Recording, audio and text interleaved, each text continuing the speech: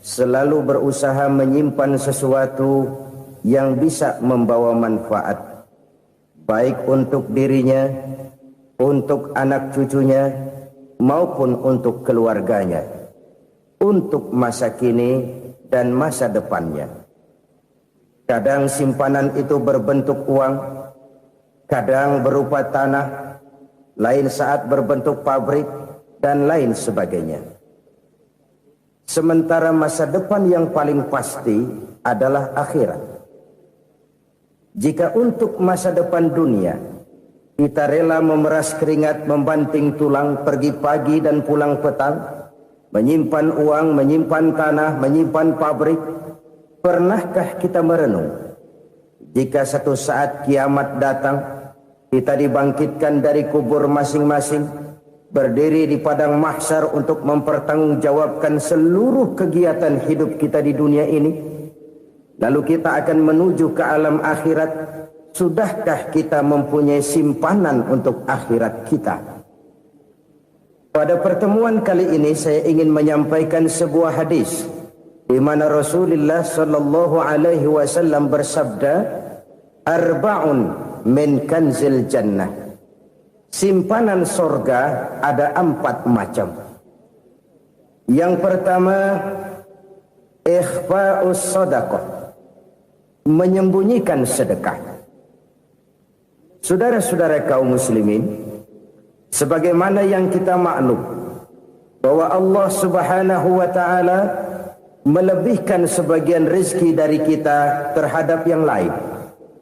Ada yang kaya, ada yang setengah kaya, ada yang miskin, ada yang setengah miskin, dan selanjutnya. Ada yang gajinya kecil tapi penghasilannya gede. Ada yang penghasilannya gede tapi nggak punya gaji. Ada juga yang memang gajinya gede dan penghasilannya gede. Kelebihan rezeki merupakan sunnatullah dan tidak harus membuat kita merasa lebih dari yang lain. Bahkan sebaliknya, kelebihan itu harus membuat kita ringan tangan untuk menolong mereka yang memang memerlukan pertolongan. Kalau saudara diberikan ilmu, maka pertanyaan akhirat cuma satu: ilmumu kau amalkan untuk apa? Kalau saudara diberikan umur yang panjang, pengadilan akhirat juga bertanya satu: umurmu kau habiskan di mana? Tapi kalau saudara diberikan harta, pengadilan akhirat akan bertanya dua: hartamu kau dapat dari mana? Kau belanjakan kemana? Dari mananya ditanya, dan kemananya juga ditanya. Oleh karena kita akan dimintakan pertanggungan jawab, maka amanah yang bernama harta ini harus kita gunakan dengan sebaik-baiknya. Ada penggunaan yang merupakan kewajiban, itu zakat namanya. Ada penggunaan yang sewaktu-waktu, itu infak namanya. Ada yang lebih sewaktu-waktu lagi, dan itu sedekah namanya. Zakat dia terikat oleh haul dan nisab, oleh putaran batas waktu dan ukuran dari harta itu sendiri. Sedangkan infak terikat oleh situasi dan kondisi perekonomian seseorang. Sedangkan sedekah tidak terikat dengan apapun. Dalam kondisi seperti apapun kita bisa melakukan sedekah dengan yang terkecil sekalipun. Sampai-sampai Rasulullah sallallahu alaihi wasallam mengajarkan, la tahqiranna minal ma'rufi syai'an walau an talqa akhaka biwajhin talik. Atau ada hadis, tabassumuka fi wajhi akhika laka shadaqah. Senyumanmu kepada temanmu adalah sedekah. Jadi untuk melakukan sedekah tidak harus dalam berbentuk uang. Dengan ilmu kita bisa sedekah, dengan tenaga kita bisa bersedekah, dengan pikiran kita bisa bersedekah, bahkan senyum kepada teman itu pun sedekah. Jadi kalau sedekah dengan uang memang belum punya uang, nyengir aja banyakin. Itu asal pada tempatnya, jangan lalu ketemu tiang listrik cengengesan. Tentu tidak pada tempatnya dan tidak wajar. Nah, sedekah yang paling dicintai Allah adalah sedekah yang disembunyikan. Artinya, jauh dari sifat riya. Kan kadang-kadang ada orang sedekah itu disebutkan namanya. Apa tidak bagus? Kalau memang niatnya ikhlas, ya bagus-bagus saja. Untuk memberikan sugesti kepada yang lain. Di bulan bin bulan nyumbang sekian, diumumkan. Boleh kalau niatnya untuk memberikan rangsangan kepada yang lain supaya dia menyumbang lebih besar dari orang tadi. Tapi kalau itu mendatangkan riya, maka sedekah yang paling dicintai Allah adalah sedekah yang disembunyikan. Tangan kiri saja tidak tahu apa yang diberikan oleh tangan kanan. Sedekah yang dilakukan dengan ikhlas akan merupakan perbendaharaan surga, tersembunyi dari pandangan orang lain, tidak seorang pun tahu. Karena memang sikap yang baik adalah melupakan kebaikan dan mengingat kesalahan. Itu salah satu ciri orang bahagia. Orang yang selalu mengingat kesalahannya dan berusaha melupakan segala kebaikannya. Kalau dia akan berada kebaikan, dia tidak bisa ikut, dia merasa rugi karena dia merasa belum pernah berbuat baik. Tapi kalau akan melakukan kesalahan baru, dia ingat kesalahan yang sudah-sudah, sehingga terhalang baginya untuk melakukan satu kesalahan baru. Demikianlah saudara-saudara, bahwa Allah melebihkan rizki sebagian kita dari yang lain, agar terjadi tolong-menolong dalam kehidupan ini. Jadi kesenjangan yang nature, kesenjangan yang alami, itu sunnatullah. Ada yang kaya, ada yang miskin, ada yang kelas menengah. Nah, kenapa lalu sekarang kita berusaha mengentaskan kemiskinan? Oleh karena adanya kesenjangan struktural. Kalau yang kaya bisa semakin kaya, kenapa yang miskin tidak bisa naik jadi ikut sedikit kaya? Sebab pada dasarnya Islam adalah agama yang sejak turunnya sudah berupaya memerangi kemiskinan. Bahkan dikatakan kemiskinan itu mendekatkan kepada kekufuran. Orang kalau miskin udah dekat banget sama kafir. Gampang menjadi kafir. Berapa banyak saudara-saudara kita yang oleh karena soal perut, oleh karena soal materi, terpaksa meninggalkan dan menanggalkan akidahnya. Menjual petunjuk yang diberikan Allah dengan kesenangan dunia yang cuma sebentar ini. Na'udzubillah, summa na'udzubillah. Jadi makin kita sembunyikan satu sedekah, semakin banyak perbendaharaan kita di surga. Sedekah yang paling dicintai Allah adalah sedekah yang disembunyikan. Malahan ada seorang sufi, dia punya kebiasaan kalau pergi sholat Jumat dia bawa uang, itu uang dia taruh di bawah tikar masjid. Dia niat sedekah kepada siapa saja yang nemuin itu duit. Maksudnya apa? Supaya yang nemuin nggak tahu siapa yang punya duit. Demikian dia saking ingin menyembunyikan sedekahnya. Karena sifat riya itu bisa memakan amal kita sendiri. Riya itu termasuk menyebut-nyebut kebaikan kita. Orang yang suka nepuk dada, sedikit-sedikit ngitungnya kalau nggak gua. Tuh kalau nggak gua tuh yang belas itu kalau nggak gua.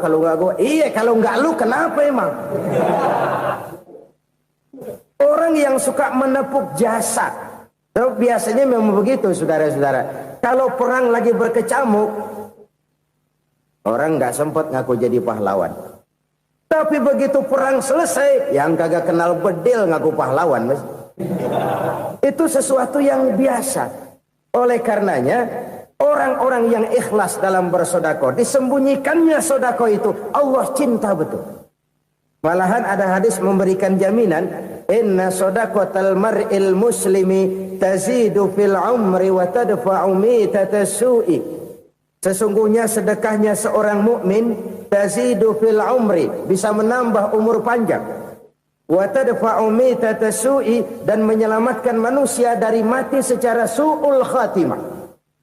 Jadi siapa yang kepengen panjang umur, banyaklah sedekah. Yang bosan hidup, pelit terus. Sedekah menambah panjang umur dan menyelamatkan manusia dari mati secara su'ul khatimah. Pak, katanya umur itu nggak bisa ditambah, nggak bisa dikurangin. Kapan? Kalau ajal sudah datang.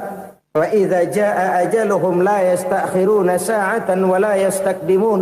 Kalau ajal datang tidak bisa dimajukan, tidak bisa dimundurkan. Itu kalau ajal sudah datang. Tidak bisa lagi umur ditambah dikurangi, sudah datang. Tapi kalau belum datang, itu kan haknya Allah. Mau ditambah, mau dikurangi, hak prerogatif Allah. Sebagai pencipta manusia, Allah maha kuasa dan maha mampu. Sedekah ini menambah panjang umur dan menyelamatkan manusia dari mati secara su'ul khatimah. Orang mati kan sama ya, kondisinya mati, nggak nafas. Tapi hakikat mati kan lain-lain. Ada yang mati itu husnul khatimah, baik akhirnya. Misalnya lagi ngaji mati, lagi sholat mati, lagi sedekah mati. Ini yang dinamakan dengan husnul khatimah, baik di akhirnya. Sebaliknya ada yang su'ul khatimah, jelek di akhirnya. Ini yang jadi catatan akhir. Lagi nyekek botol, mampus. Lagi banting kartu, modar. Su'ul khatimah, jelek pada akhirnya. Sedekah menyelamatkan manusia dari mati secara su'ul khatimah. Dan kita semua kepengen mendapat husnul khatimah, jauh dari su'ul khatimah. Oleh sebab itu yang bisa menyelamatkan kita dari penyakit itu antara lain adalah sedekah yang disembunyikan.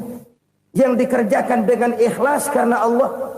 Tidak karena kepengen dipuji orang, tidak karena ingin dikatakan orang pemurah, sebab orang dermawan itu orang yang memberi tanpa harus diminta. Kalau masih harus diminta, ya belum dermawan namanya, masih harus diminta. Kalau nggak diminta ya tulus, lolos, polos. Saudara-saudara kaum muslimin rahimakumullah. Harta adalah amanat dan akan kita pertanggungjawabkan. Allah melebihkan rizki sebagian kita dari yang lain agar kita saling tolong menolong, bantu membantu. Nabi janjikan siapa yang meringankan beban saudaranya muslim di dunia, Allah akan meringankan bebannya di akhirat nanti. Sebuah jaminan dari baginda Nabi. Si orang yang kita bantu barangkali tidak bisa membalas, Allah yang akan membalas lewat jalan lain yang tidak pernah kita sangka-sangka.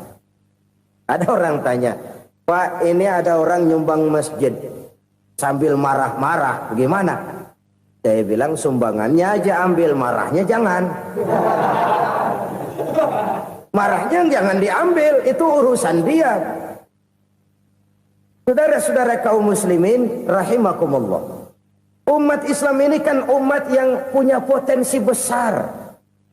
Kadang kita merenung, kenapa kadang-kadang pembangunan masjid kok lambat sekali? Kalau hotel hari ini peletakan pertama, bulan depan peresmian. Supermarket hari ini peletakan batu pertama, minggu depan peresmian. Tapi kalau sudah yang namanya masjid, kadang-kadang peletakan batu pertama sekaligus jadi batu terakhir. 3 tahun, 4 tahun, campur nebar jalak di jalanan. Duit dijaring kayak ikan sepat. Apa tidak ada orang Islam yang kaya? Banyak. Apa tidak ada pengusaha muslim yang jadi konglomerat? Ada. Lalu yang belum banyak itu yang komit terhadap nilai-nilai agamanya. Akhirnya kita jatuh jadi umat yang lemah.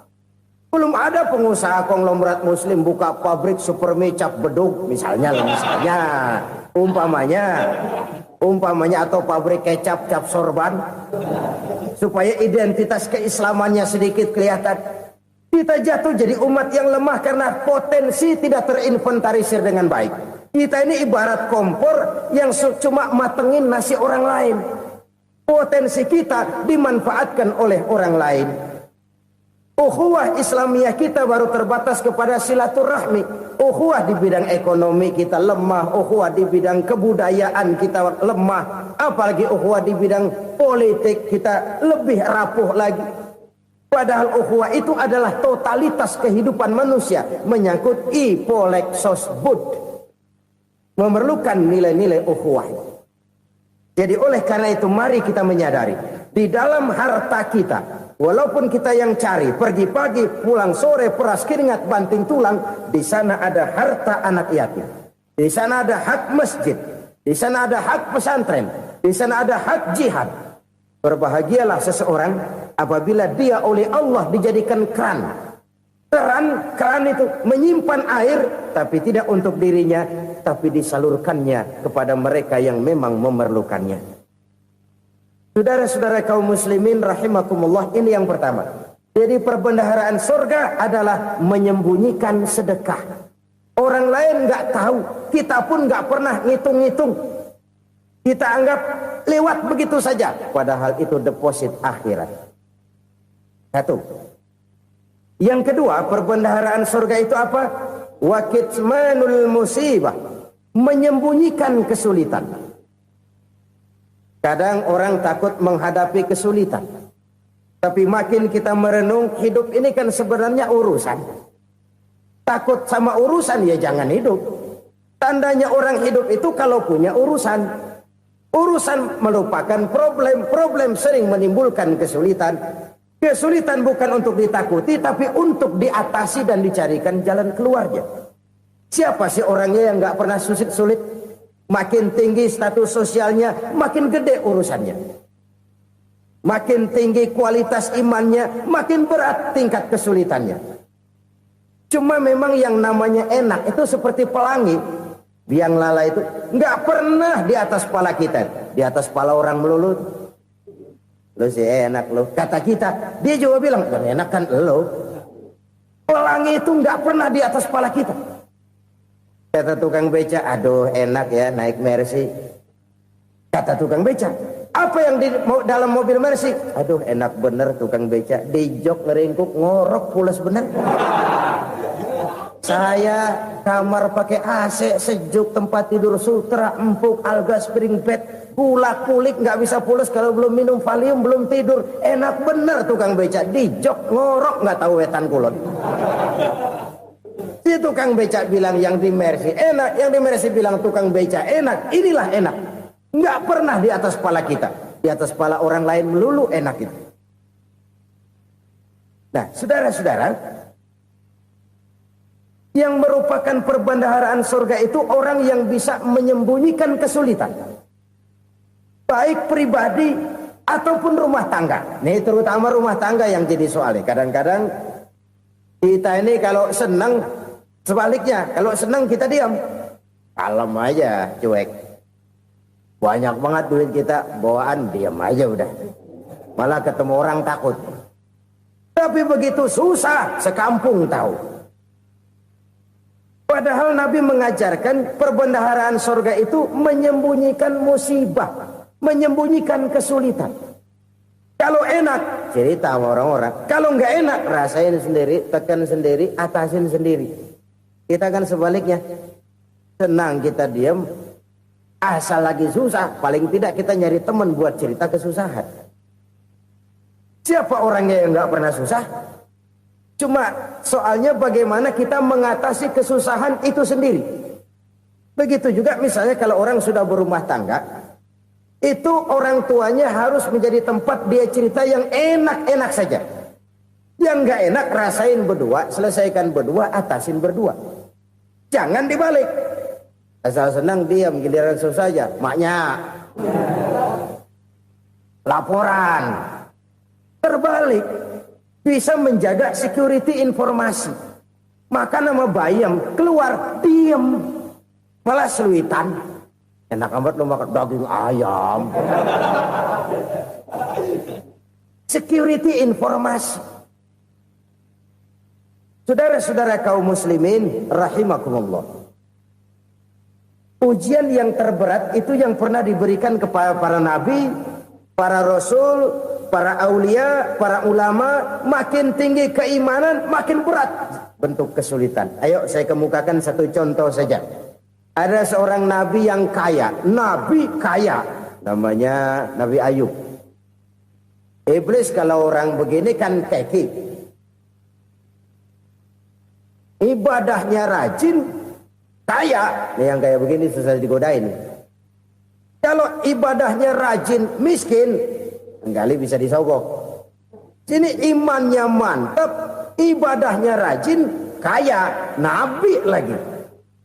Oh, tapi namanya iblis nggak kurang akal. Laporan, Tuhan, kenapa Les? Ya ini bahasa saya, bahasa Qurannya sih nggak gitu. Itu hambamu yang namanya Ayub, dia rajin ibadah cuma karena dikasih kaya aja. Coba kasih miskin dia, berhenti dia sembahyang. Ah, kamu bisa aja. Saya tahu Ayub itu hambaku yang ikhlas. Saya buktiin Tuhan, silahkan. Dibuktiin lah, iblis turun ke alam ini. Yang mula-mula dia lakukan, dia rusak sawah ladang Nabi Ayub. Dia binasakan binatang ternak Nabi Ayub.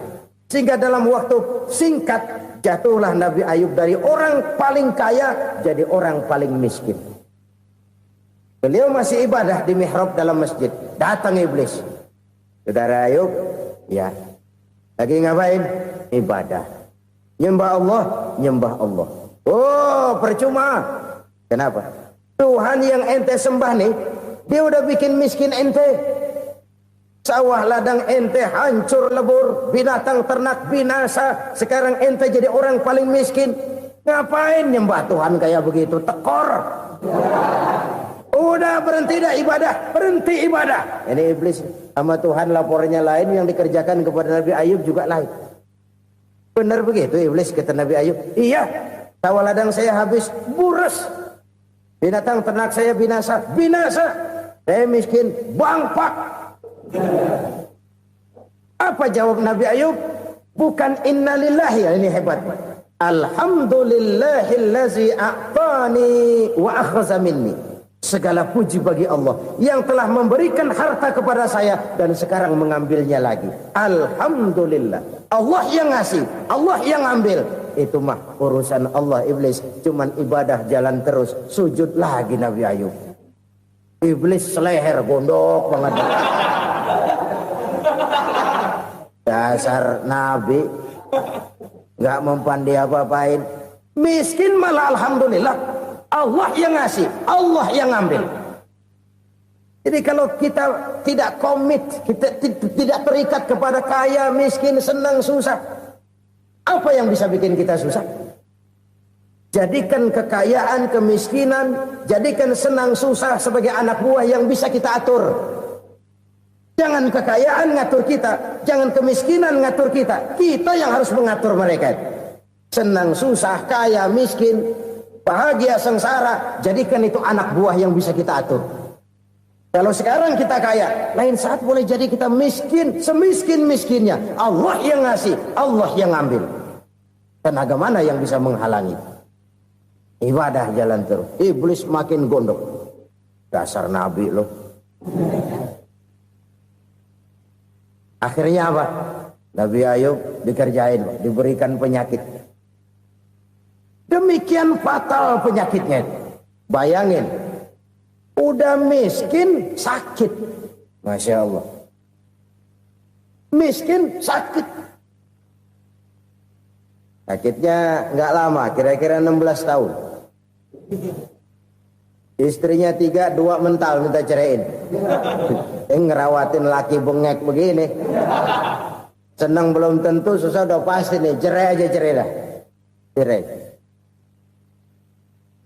Tinggal satu Siti Rahmah yang setia menemani beliau.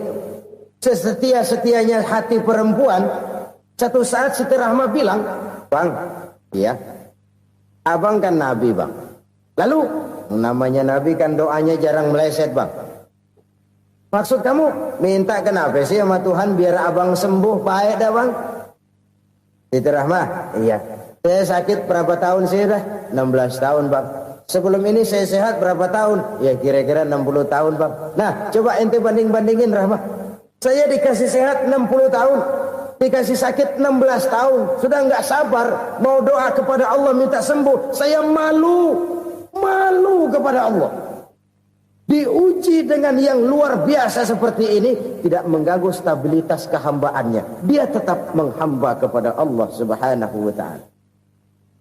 Saudara-saudara kaum muslimin rahimakumullah. Kunci menghadapi kesulitan itu apa? Allah jelaskan dalam satu ayat, wa basyiris sabirin alladzina iza asabathum musibah qalu inna lillahi wa inna ilaihi raji'un.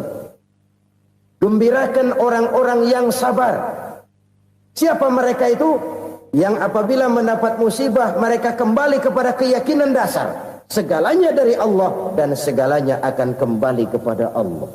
Ini konsepsi dasar dari sikap muslim dalam menghadapi berbagai kesulitan. Segalanya dari Allah, segalanya akan kembali kepada Allah. Kalau ini sudah kondisi dasarnya, maka kita akan lapang menghadapi kenyataan bagaimanapun pahitnya. Apakah itu namanya miskin, apakah itu namanya sakit, bahkan maut sekalipun. Maut sekalipun. Segalanya dari Allah, segalanya akan kembali kepada Allah. Ini sikap hidup, bukan sekedar ucapan. Kita kadang-kadang menjadikannya sebagai ucapan. Mulutnya sehingga berhenti, innalillahi wa inna ilaihi rajiun, tapi nangisnya terus gerung-gerungan. Bukan itu, ini kesadaran moral. Kalau segalanya dari Allah, segalanya kembali kepada Allah, kan sebenarnya cuma nunggu giliran. Hari ini saya nyembayangin dia, entah hari apa saya disembayangin orang. Hari ini saya antar dia ke kubur, entah hari apa orang nganterin saya ke kubur. Hari ini saya tahlilkan dia, entah nanti kapan orang tahlilkan saya. Segalanya dari Allah, segalanya akan kembali juga kepada Allah. Oleh sebab itu saudara-saudara, kesulitan bukan untuk ditakuti. Kesulitan justru untuk diatasi, dicarikan jalan keluarnya. Dan tidak ada orang yang tidak pernah mendapat kesulitan. Tidak ada. Semakin tinggi status sosial, semakin tinggi kualitas keimanan, semakin besar juga tingkat kesulitan. Hanya saja bagaimana cara kita mengatasinya. Dan Al-Quran menyatakan, inna ma'al usri yusra. Di balik kesulitan itu pasti ada kemudahan. Roda itu berputar. Karena itu Rasulullah Sallallahu Alaihi Wasallam mengingatkan kepada kita, ta'arraf ilallahi firraha ya'rifka fisyiddah. Ingatlah kepada Allah di waktu kamu senang, supaya Allah ingat kepada kamu di waktu kamu susah. Kalau waktu senang kita ingat kepada Allah, kita susah, Allah tidak akan meninggalkan kita. Tapi kalau waktu senang kita jauh dari Allah, sujud tidak sempat, dengan masjid jauh, ketika senang kita lupakan Allah. Nanti begitu kita susah, Allah lupakan kita. Dan itu menyakitkan. Oleh karena itu orang-orang tua kita dulu bilang, kalau lagi sehat ingat-ingat, lu bakal sakit nanti. Kalau lagi kaya ingat-ingat, satu saat kita bakal jatuh miskin.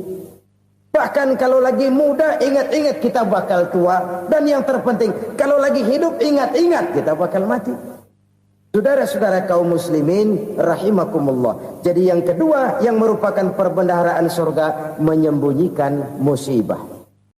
Saudara-saudara kaum muslimin rahimakumullah. Hal ketiga yang merupakan perbendaharaan surga adalah wasilatur rahmi. Orang yang suka bersilaturahmi. Sebagaimana yang kita maklum bahwa manusia adalah makhluk yang disebut zon politika. Makhluk sosial yang tidak mungkin hidup sendiri-sendiri.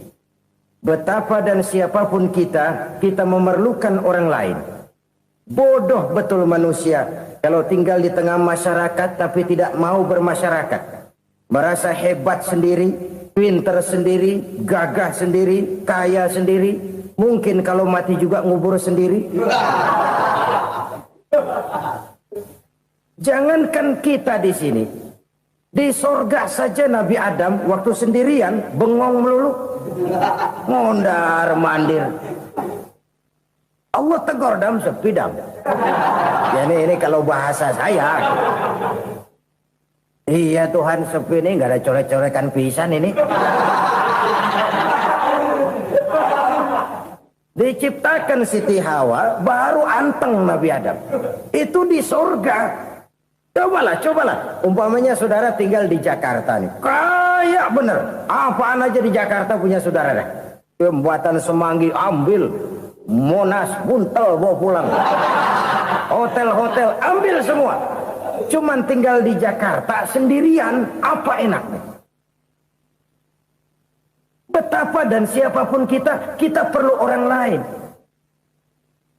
Tidak ada seorang pun yang bisa memenuhi kebutuhan hidupnya secara sendiri-sendiri. Nah, Islam telah menyelamatkan manusia dari ras diskriminasi.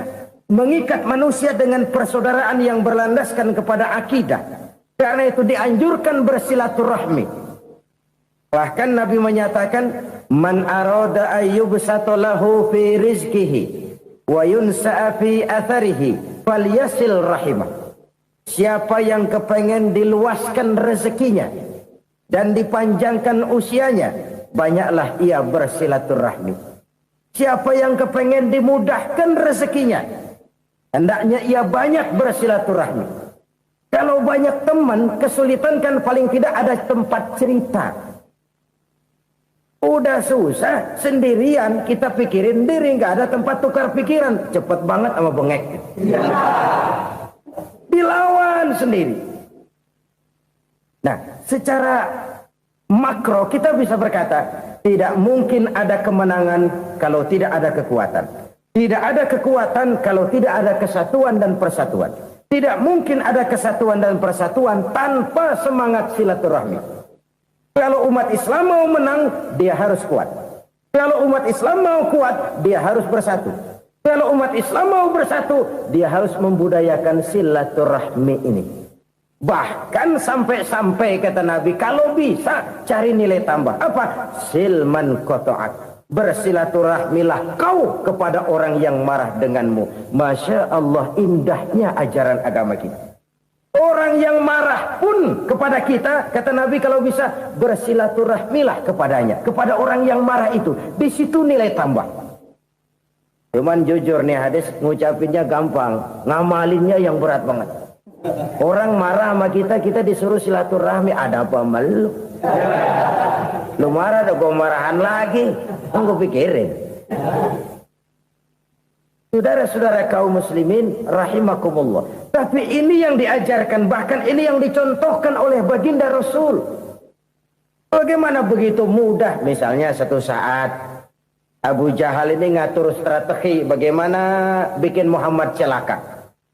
Dia gali lubang di depan tempat tidurnya. Dia tutupin daun korma. Terus dia panggil seseorang, ke sini. Kasih tahu Muhammad, pamannya sakit keras, minta ditengokin. Berangkat orang ini ke sana. Muhammad, labbaik. Pamanmu sakit keras, dia minta ditengokin. Baik, saya akan datang menjenguk beliau. Berangkatlah Nabi ke rumah Abu Jahal tanpa prasangka apapun. Abu Jahal udah pasang setil, selimut 3 rangkap setengah dipakai. Persis kayak orang meriang. Tapi sembari ngintip dari balik selimut. Begitu Muhammad buka pintu, nah masuk perangkap nih. Muhammad jalan menuju tempat pembaringan. Makin lama makin dekat, makin lama makin dekat. Makin dekat ke lubang yang dipasang oleh Abu Jahal itu. Dalam hati Abu Jahal, terus dah jatuh, mampus dah lo ini. Mampus lo hari ini nih. Apa yang terjadi? Malaikat Jibril datang. Muhammad, pamanmu cuma pura-pura sakit. Di depan tempat tidurnya ada lubang perangkap supaya kamu jatuh ke situ. Sudah, kamu pulang. Balik kanan Nabi. Sudah hampir jatuh ke lubang, balik kanan, pulang. Bayangin kecewanya Abu Jahal. Muhammad dikit lagi, Muhammad dikit lagi. Enggak paman, saya pulang aja. Emosi bangun dari tempat tidur, enggak sadar kalau lagi pura-pura sakit. Lompat ngejar Nabi, dia lupa dengan lubang yang dia gali. Serak, nyemplung sendiri ke dalam lubang.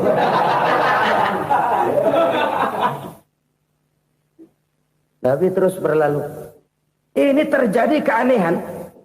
Jatuh ke lubang yang dia gali itu sebenarnya nggak terlalu dalam ya, antara 3-4 meteran lah. Tolong saya jatuh ke lubang ini. Datanglah pelayan-pelayannya itu. Angkat saya dari sini. Oh, yang ngulurin tambang. Satu gulung, belum juga nyampe itu tambang. Kurang, beli lagi ke warung. Sambung, ulur lagi, nggak juga bisa sampai. Wah, ini kerjaan Muhammad ini. Tolong, siapa salah seorang kamu ke rumah Muhammad, kasih tahu encangnya kecebur. Minta ditolongin. Sampaikan kepada Rasul. Kenapa? Pamanmu jatuh ke lubang, Muhammad minta tolong diangkatin. Tambang udah nyambung-nyambung nggak nyampe juga. Ya, nanti saya datang, saya tolong. Coba. Nyata-nyata orang berniat jahat mau mencelakakan dia. Datang dia menolong. Ini yang disebut air tuba dibalas air susu ya ini. Bukan sebaliknya. Air tuba dibalas air susu. Paman, kecebur ya? Iya Muhammad, tolong ini. Pegang tangan saya. Nabi ulurkan tangannya. Nyampe.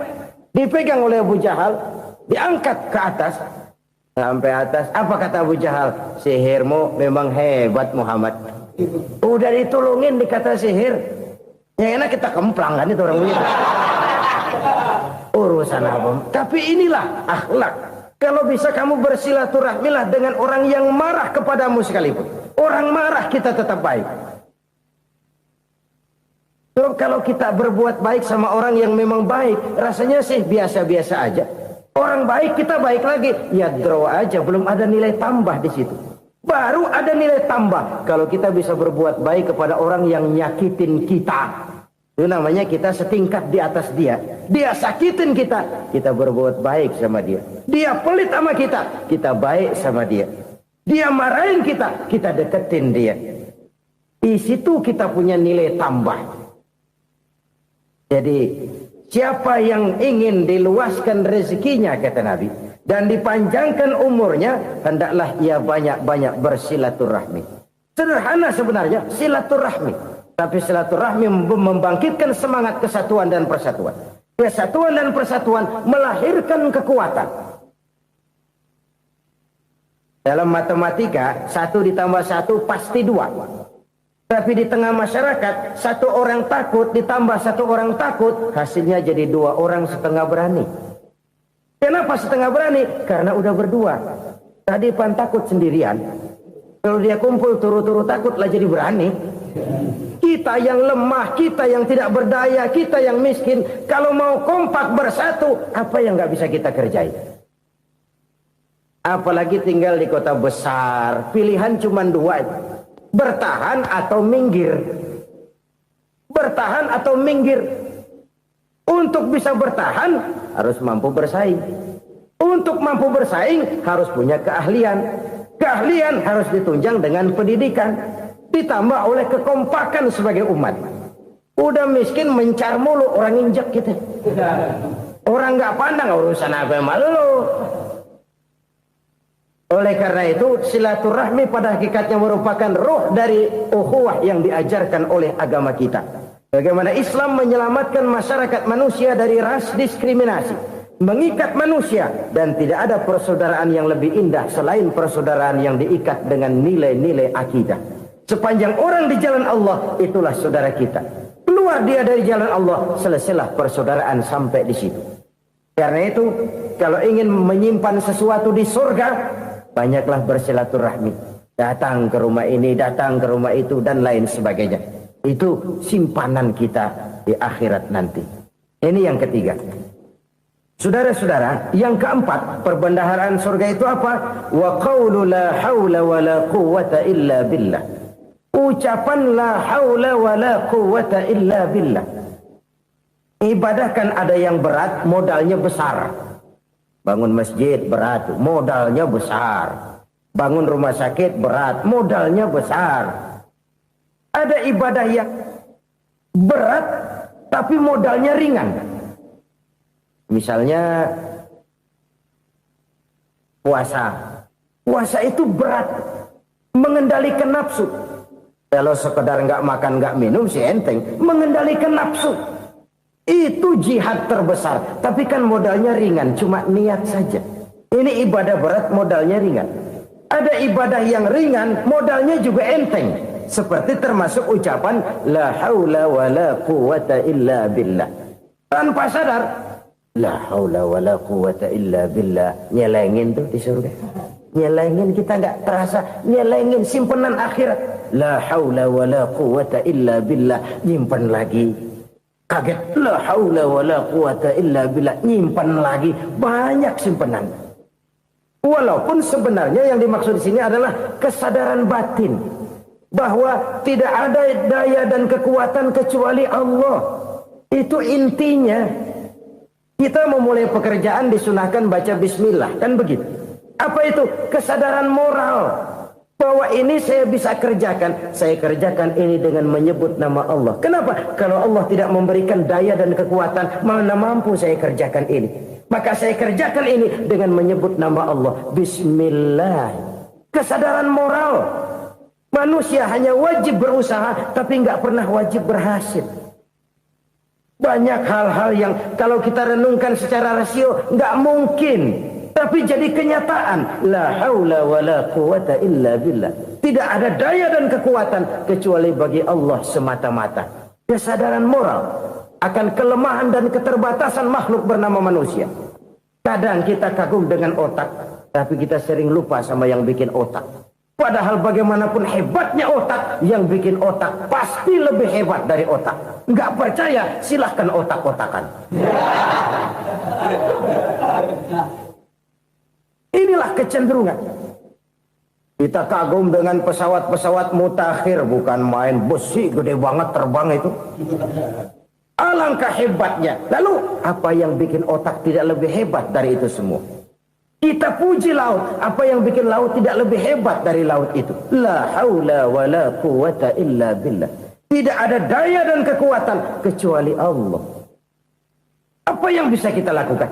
Kalau tidak karena daya dan kemampuan yang diberikan oleh Allah kepada kita. Lahirlah sikap tawadu, rendah hati. Tidak melonjak menjadi angkuh dan sombong. Sadar akan kelemahan dan keterbatasan diri. Sebagai makhluk yang diciptakan oleh Allah subhanahu wa ta'ala. Jadi satu sisi ini ucapan yang berpahala. La haula. Jadi wiridan. Pada sisi lain ini kesadaran moral. Sikap mental, kesadaran batin bahwa yang punya daya dan kekuatan itu cuma Allah. Kita nggak pantas untuk sombong, sebab sombong itu pakaiannya Allah. Kita nggak sedang pakai pakaian Allah, kegedean. Dan makin kita renungi, makin terbentur. Apa sih yang bisa kita sombongin? Kita mau sombong apa? Kaya, pintar, itu kan semua relatif. Di atas langit masih ada langit lagi. Jadi oleh karenanya, marilah kita menyadari. Manusia hanya wajib berusaha, tapi tidak pernah wajib berhasil. Yang berusaha saja tidak wajib berhasil, apalagi yang tidak berusaha. Islam bukan agama orang pemalas yang selesai sholat lalu endelohom, nggelenggem ayem-ayem. Tapi Islam bukan agama orang sombong yang setelah berusaha lalu tidak memerlukan Allah. Kita bisa saja bikin proyeksi tahun sekian kita bakal panen besar menurut perhitungan otak. Tapi ada kejadian lain. Apa? Tikus ngambek. Habis itu dimakanin tikus, panen gagal. Proyeksi rasional gagal oleh tikus-tikus yang ngambek itu. Bisa saja terjadi. Tahun depan kita panen besar. Urung. Kenapa? Musim panas panjang. Dan sekarang ini koran-koran bikin berita musim mengalami penyelewengan. Bukan cuma manusia yang nyeleweng sekarang. Musim pakai nyeleweng. Mestinya kan musim hujan udah selesai. Masih hujan-hujan juga. Musim. Nah sekarang kita boleh bikin proyeksi, kita bakal panen besar. Tahu-tahu musim panas panjang, sawah retak, air kering. Cari teknokrat yang paling botak, suruh pendekin tuh musim panas. La haula wa la quwata illa billah. Inilah kesadaran moral. Saudara, saya teringat satu saat ada seorang konglomerat. Umurnya ya kira-kira 70-an. Suatu saat dia ditanya oleh wartawan, Pak, umur Bapak berapa sih? Ya paling 10 tahun. 10 tahun? 10 tahun? Anak Bapak berapa orang? Satu saja? Satu. Harta Bapak berapa? Ya paling-paling bangsa 7 juta kali. 7 juta? Iya. Pak, kenapa Bapak bohongi saya? Bapak punya buku biografi. Koran-koran, majalah-majalah banyak memuat cerita riwayat hidup Bapak. Saya tahu umur Bapak 70. Kenapa bilang cuma 7 tahun? Saya tahu anak Bapak 8. Kenapa cuma bilang 1? Saya tahu harta bapak miliaran, mungkin triliunan, pabrik di mana-mana, bank di mana-mana. Kenapa bilang uang bapak cuma 7 juta? Nah, kata si konglomerat tadi, kamu benar nak, kamu benar. Umur saya kalau jumlahnya memang 70 nak. Cuman ingat-ingat saya, baru 7 tahun terakhir ini saya sujud. Baru 7 tahun terakhir ini saya berusaha dekat dengan Allah. Saya laksanakan perintahnya, saya jauhi larangannya. 7 tahun inilah rasanya yang ada nilainya di hadapan Allah. Yang 63 tahun matong, kelabu, kelem umur gue. Habis untuk maksiat, untuk munkarat. Maka ketika ditanya tadi, umur saya 7 tahun itu. Oh begitu Pak. Oh iya. Lalu anak Pak. Anak bapak kan 8. Kenapa bilang cuma 1? Nah, kalau jumlah hitungannya memang anak saya 8. Tapi dari 8 orang ini rasanya cuma 1 nih. Yang bakal jadi buah hati, belahan jantung. Pelanjut cerita, penerus sejarah. Bakal jadi anak soleh yang akan mendoakan saya. Cuma 1 rasanya anak saya ini yang bakal jadi buah hati saya. Besar-besaran saya. Yang akan mendoakan di kubur saya. Yang akan mendoakan di akhirat saya. Yang 7 orang mana, Masya Allah, yang 1 tenggeng, yang 1 nyekek botol mulu, yang 1 nggak karu-karuan. Makanya saya bilang 1 anak saya yang akan bisa mendoakan saya. Oh begitu Pak. Iya. Nah harta Pak, harta bapak kan triliunan, pabrik bapak di mana-mana, uang bapak hampir di tiap bank-bank besar. Kenapa bilang cuma 7 juta? Betul kau nak. Harta saya kalau jumlahnya memang miliaran, triliunan mungkin. Tapi yang saya ingat baru 7 juta tuh yang saya belanjakan di jalan Allah.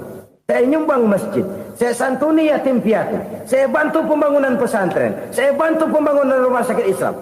Itu yang akan saya bawa pulang ke akhirat, yang 7 juta itu. Yang triliunan itu nanti akan diperebutkan oleh anak-anak saya sebagai waris saya. Jadi harta saya 7 juta itu yang bakal nemenin saya di akhirat. Yang akan saya bawa pulang jadi teman saya. Saudara-saudara kaum muslimin, jangan-jangan orang tua itu adalah kita-kita ini. Jangan-jangan kita-kita ini adalah orang tua itu. Jangan-jangan itu potret dari diri kita masing-masing. Dari sekian umur yang diberikan Allah, berapa tahun yang ada nilainya di hadapan Allah? Dari sekian anak-anak yang merupakan amanah, berapa yang akan mendoakan kita sebagai orang tuanya menjadi anak soleh? Dari sekian banyak harta yang diberikan Allah, berapa yang akan kita bawa pulang menghadapnya nanti, yang kita belanjakan di jalan Allah? Ini sebuah potret kehidupan. Karena itu kita kembali kepada la haula wa la quwwata illa billah. Kita wajib berusaha, kita wajib berikhtiar. Selebihnya, segala daya dan kekuatan hanya milik Allah saja semata-mata. Satu kesadaran batin dari setiap pribadi muslim. Setelah ia berusaha dan berikhtiar, ia menyerahkannya kepada Allah Subhanahu wa ta'ala. Jadi, satu sisi ini merupakan wiridan ucapan yang mengandung pahala. Pada sisi lain, ini merupakan sikap batin dari seorang muslim di dalam ia menghadapi realitas kehidupan ini. Saudara-saudara kaum muslimin, rahimakumullah. Kalau ini kita jadikan satu basis kehidupan, maka ini akan menyelamatkan manusia dari kemungkinan tergelincir menjadi orang yang lupa diri dan lupa darat. Sebab itu Imamul Ghazali berpesan, Jadidis safinah fa innal bahra amiq wa khuziz zad fa inna safara ba'id wa khaffifil hamla fa innal hamla sadid. Perbarui selalu kapalmu karena lautan sangat dalam. Bawa bekal yang banyak karena perjalanan ini sangat jauh. Ringankan beban karena kebanyakan beban akan menyakitkan. Alangkah indah kalimat ini, alangkah dalam makna yang terkandung di sana. Perbarui selalu kapalmu karena lautan sangat dalam. Apa artinya ini? Jaga mentalmu baik-baik. Pelihara imanmu baik-baik karena hidup penuh cobaan seperti lautan. Kita kalau berlayar di lautan kan kadang-kadang tenang, angin bertiup sepoi-sepoi basah. Jika malam datang bintang gemintang bertabur menghias cakrawala. Rembulan memantulkan sinarnya dengan indah. Dalam keadaan begitu berlayar enak. Tapi lain saat ombak menggunung, halilintar menyambar, angin topan bertiup. Berapa banyak sudah saudara-saudara kita yang tenggelam di lautan dunia tanpa sadar bahwa dia belum sampai kepada pantai yang akan dituju. Berapa banyak sudah saudara-saudara kita yang tenggelam di lautan dunia ini tanpa sempat bangkit lagi. Dia menyangka sudah sampai kepada tujuannya. Hati-hati kapal jangan sampai bocor karena lautan sangat dalam. Iman ini jaga baik-baik karena hidup penuh dengan ujian. Wa khuzizat fa inna safara ba'id. Bawa bekal yang banyak karena perjalanan sangat jauh. Saudara mau ke Bandung, bawa duit. Saudara mau ke Surabaya, banyakan lagi duitnya. Saudara mau ke Mekah, gepokan, iketan tuh duit nggak lembaran lagi. Makin jauh perjalanan, makin banyak bekal yang harus kita bawa. Kalau saudara dari Jakarta mau ke Surabaya, kagak bawa duit berangkat juga, itu sih bukan berani namanya, nekat. Sampai Surabaya belum tentu, sengsara di jalan udah pasti. Kenapa? Nggak bawa bekal berangkat. Sama juga kita nih, misalnya belum sempat sembahyang, mati. Waduh, berani banget orang. Belum punya bekal, mati. Sengsara di jalan. Atau bekal tidak cukup. Dari Jakarta saudara mau ke Surabaya, bawa duit 500 perak. Paling jauh Cikampek nyampenya itu. Paling jauh itu. Antara jauhnya perjalanan dengan bekal yang saudara bawa tidak seimbang. Hidup ini perjalanan panjang. A walking tour. Dimulai dari alam arwah. Sebelum jasad diciptakan, roh diciptakan lebih dulu. Dari situ pindah ke alam rahim. Dari alam rahim pindah ke alam dunia. Dari alam dunia pindah ke alam barzah. Baru menuju akhirat. Satu perjalanan panjang. Kalau bekal tidak bawa, sengsara di jalan. Bawa bekal yang banyak karena perjalanan ini sangat jauh. Wa khaffifil hamla, ringankan beban karena beban itu cuma akan menyulitkan. Kalau bekal itu sih keperluan, tapi beban nggak kita perluin, cuma ngeberat-beratin. Apa ini beban? Dosa. Kecurangan, kebatilan, kezoliman, ketidakadilan, kesewenang-wenangan. Itu akan jadi beban kita di akhirat. Alangkah celakanya, perjalanan panjang, bekal tidak bawa, beban kelewat banyak, alamat sengsara di jalan. Pahala tidak ada, dosa berlipat ganda.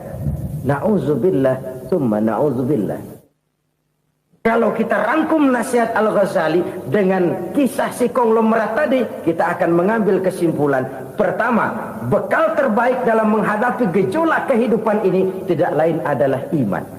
Yang kedua, pahala dan dosa. Dua hal kontroversial.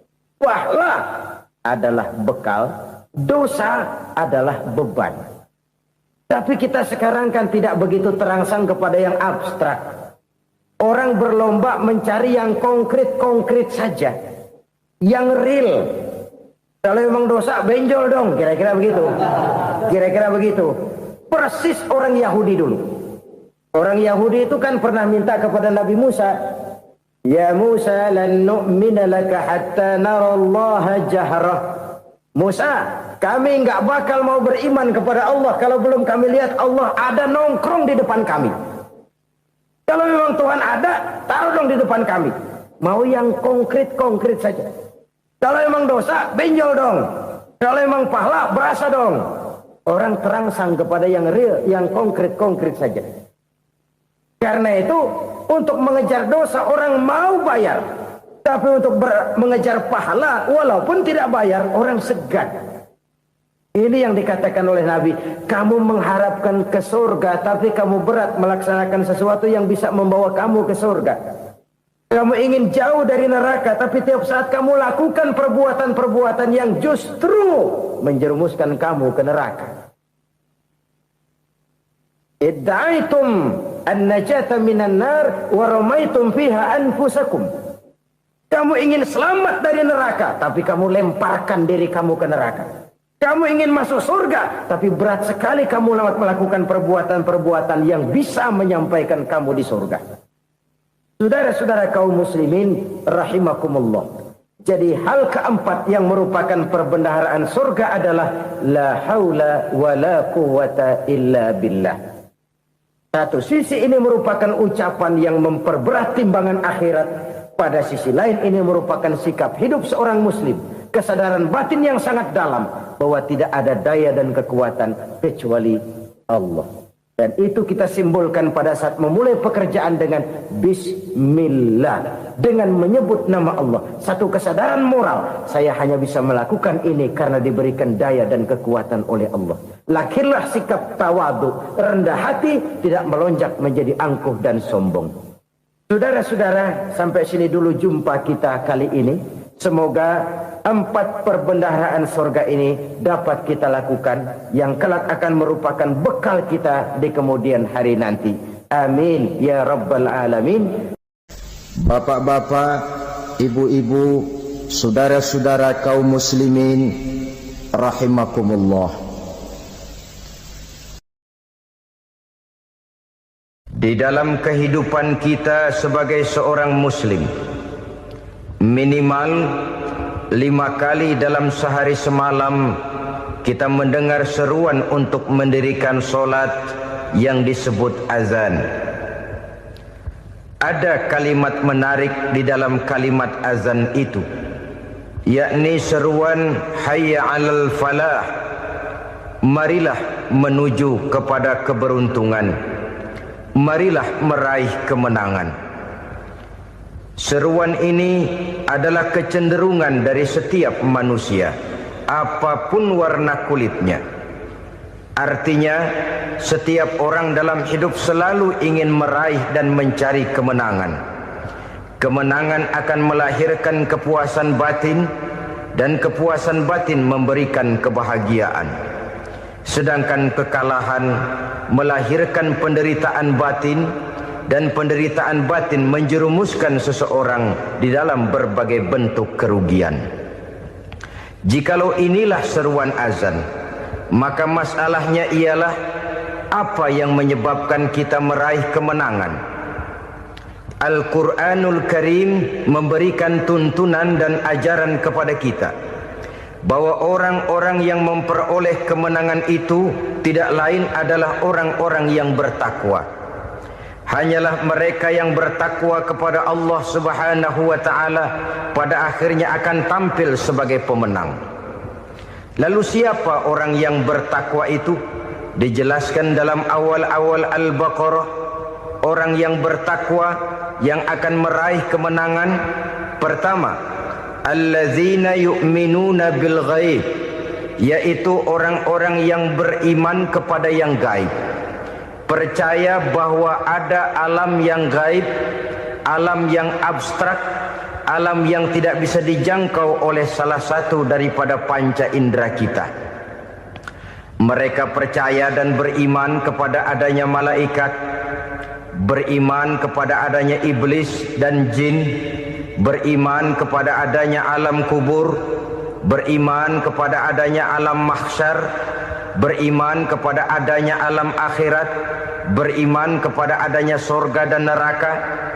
Beriman bukan cuma sekedar beriman dalam ucapan bibir saja, tetapi beriman yang nilai iman itu mampu mewarnai gerak dan gaya hidupnya. Iman yang meresap sampai ke tulang sumsum, kemudian memberikan dampak positif di dalam kehidupan manusia. Alam, kita tahu, adalah sesuatu yang selain Allah, dan Allah bukanlah alam. Apapun namanya selain daripada Allah, itu adalah alam.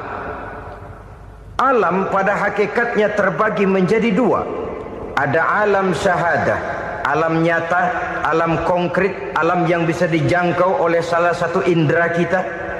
Kemudian ada alam ghaib, alam yang tidak bisa dijangkau oleh panca indera kita, alam metafisika, alam abstrak, alam yang wajib kita imani keberadaannya. Kita percaya bahwa malaikat itu ada, Kita percaya kepada jin, bahwa jin itu ada. Kita percaya kepada adanya iblis dan setan. Bukan percaya kepada iblis dan setannya, percaya bahwa iblis dan setan itu ada. Itu termasuk salah satu daripada sifat orang yang bertakwa kepada Allah. Saudara-saudara kaum muslimin rahimakumullah, kecenderungan pembangunan yang lebih bersifat materialistis biasanya menggeser aspek kehidupan rohani. Orang berpikir empiri, dan dalam pola pikir yang demikian maka alam gaib tidak lagi mendapat perhatian. Aspek kehidupan yang bersifat rohaniah malah mulai ditinggalkan. Akibatnya terjadilah kepincangan di dalam kehidupan kita. Pernah ada satu pengalaman pribadi dalam perjalanan kembali ke tanah air. Dalam pesawat di sebelah kanan saya duduklah seorang Jerman namanya Heiner Simonsen. Iseng saya ajak kenalan, saya ajak ngobrol, saya tanya dia. Saya bilang, Mas Heiner ini, kalau pesawat yang kita tumpangi ini jatuh ke bawah, kira-kira apa yang bakal terjadi, Mas? Dia bilang, kita semua akan mati. Begitu? Iya. Oke. Apa itu mati? Tanya saya. Dia bilang, untuk tahu apa itu mati, kita harus tahu lebih dahulu apa itu hidup. Saya pikir nih bule bisa ngomong juga. Baiklah kata saya. Apa hidup menurut Anda itu? Oh, hidup itu dia bilang, kalau seluruh anggota badan kita bekerja secara normal, paru-paru memompa darah secara normal, jantung berdetak secara normal, sel-sel tubuh bekerja secara fit, dan organisme tubuh hanya mau bekerja secara normal, dia bilang, kalau kita memberi makan yang cukup, menu yang teratur, dan gizi yang lengkap. Saya bilang, kesimpulannya apa, Ner? Dia jawab, hidup adalah dari tangan ke mulut. Life is from the hand to the mouth, kata dia. Hidup adalah dari tangan ke mulut. Jadi masalah hidup tidak lebih daripada masalah isi perut. Orang pergi pagi, pulang sore, peras keringat, banting tulang, perut yang dibelain. Saya bilang, you are wrong. Sampean salah, Ner. Kamu orang Islam bukan? Bukan. Pantas. Kenapa saya salah? Dia bilang, ya jelas salah. Salahnya di mana? Kamu ini manusia. Kalau hidup cuma dari tangan ke mulut, saya bilang, kambing di kampung saya juga begitu pikirannya, Ner. Itu kambing di kampung saya, asal perutnya kenyang, sudah hidup dia. Perkara besok bagaimana, lusa prospeknya macam mana, bulan depan ada apa, kambing nggak pernah mikir. Di kampung saya kambing juga pikirannya begitu. Kamu Kristen ya? Tadinya. Loh kok tadinya, lalu apa sekarang kamu ini? Dia bilang, sekarang saya netral. Saya tidak beragama, tapi saya percaya kepada Tuhan sebagai pencipta alam. Saya ingat benar dia bilang, I haven't any religious, but I believe to God as the creator of the world. Kenapa bisa netral begitu, Ner? Habis saya bingung katanya. Islam bilang Islam baik, Kristen bilang Kristen baik, Hindu Buddha bilang Hindu Buddha baik, semua agama baik. Saya netral sekalian, nggak beragama. Yang penting saya percaya kepada Tuhan. Saya bilang, Ner, kamu ini kayak orang mau beli celana, lalu bingung. Yang satu bilang Levi's bagus, yang satu bilang Blue Jean hebat, yang satu bilang Wool England hebat. Celana ini hebat, celana itu bagus, celana ini hebat. Semua celana bagus, kamu bingung. Akhirnya netral, tidak pakai celana. Itu juga salah. Saya pikir-pikir, kemudian saya melihat bahwa dua pola berpikir Heiner ini nampaknya sudah mulai menggejala di lingkungan masyarakat bangsa kita. Disadari atau tidak, secara jujur kita harus berkata, dua pola pemikiran Heiner ini mulai berkembang di tengah masyarakat bangsa kita. Pertama, pola pikir materialisme. Hidup adalah dari tangan ke mulut. Masalah hidup tidak lebih masalah isi perut. Itu yang perlu dibela, dan disitulah arti kehidupan. Pergi pagi, pulang sore, peras keringat, banting tulang untuk mempertahankan perut. Kalau sudah kemari cara orang berpikir, maka buat apa percaya kepada yang gaib? Untuk apa sholat? Untuk apa puasa? Untuk apa zakat? Untuk apa menghadiri majelis taklim?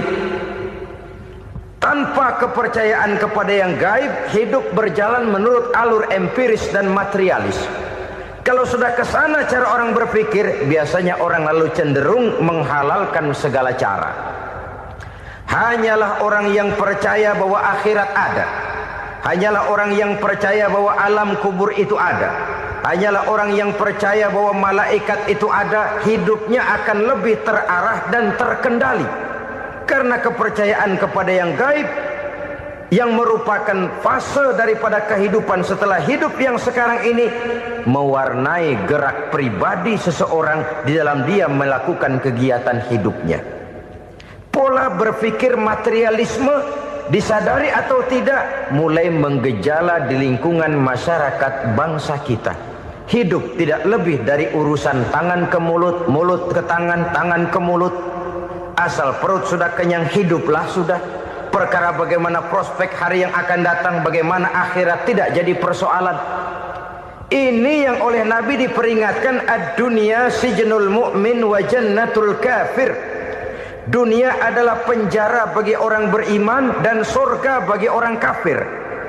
Dulu di zaman Belanda hadis ini pernah disalah tafsirkan, disalah artikan, digunakan sebagai senjata untuk mengkebiri dan membuat impoten umat Islam. Sudahlah umat Islam gak usah macam-macam, kata Belanda. Dunia ini kan penjara buat orang Islam, surga buat orang kafir. Di penjara jangan bertingkah.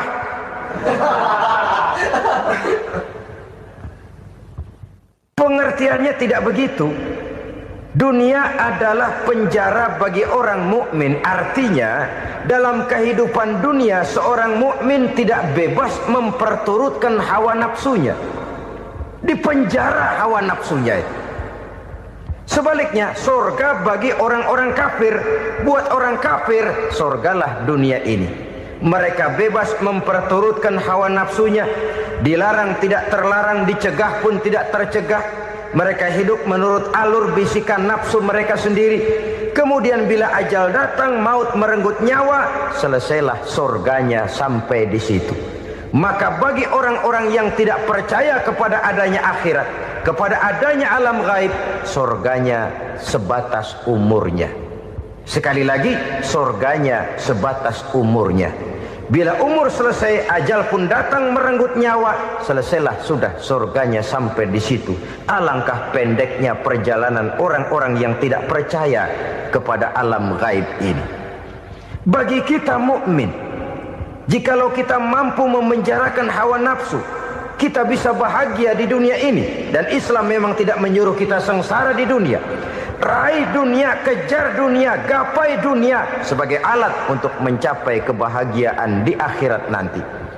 Hidup adalah satu perjalanan panjang yang terbentang sejak kita terlahir dari alam rahim sampai kepada alam akhirat nanti. Andai kata kita gagal meraih kebahagiaan di dunia, toh kita masih punya akhirat. Tapi jangan jadi dalil yang melemahkan semangat. Biarin dah kita di dunia kebelangsak, yang penting akhirat. Akhirnya dunia benar-benar kebelangsak. Bagaimana dunia ini bisa kita raih, dan bagaimana meraih dunia untuk menunjang kepentingan akhirat nanti. Yang kedua dari pikiran Heiner yang saya lihat menggejala di lingkungan masyarakat bangsa kita, timbulnya manusia-manusia netral. Seolah-olah Tuhan yes, agama no. Sama Tuhan percaya, agama ogah. Tuhan ngangguk, giliran agama godeng. Padahal hampir dalam setiap ayat dalam Quran, kata-kata amanu biasanya bergandeng dengan wa amilus shalihat. iman dan amal soleh. Ini sebagai isyarat Tuhan dan agama jangan pernah dipisah-pisah. Apabila kita bertuhan, maka kita harus beragama. Apabila kita beragama, maka agama itu harus bersumberkan dari Tuhan yang kita imani itu. Tidak mungkin kita pisah, Tuhan yes, agama no. Sama Tuhan percaya tapi agama bikin sendiri. Sembayangnya cukup bengong 2 jam madep ngulon.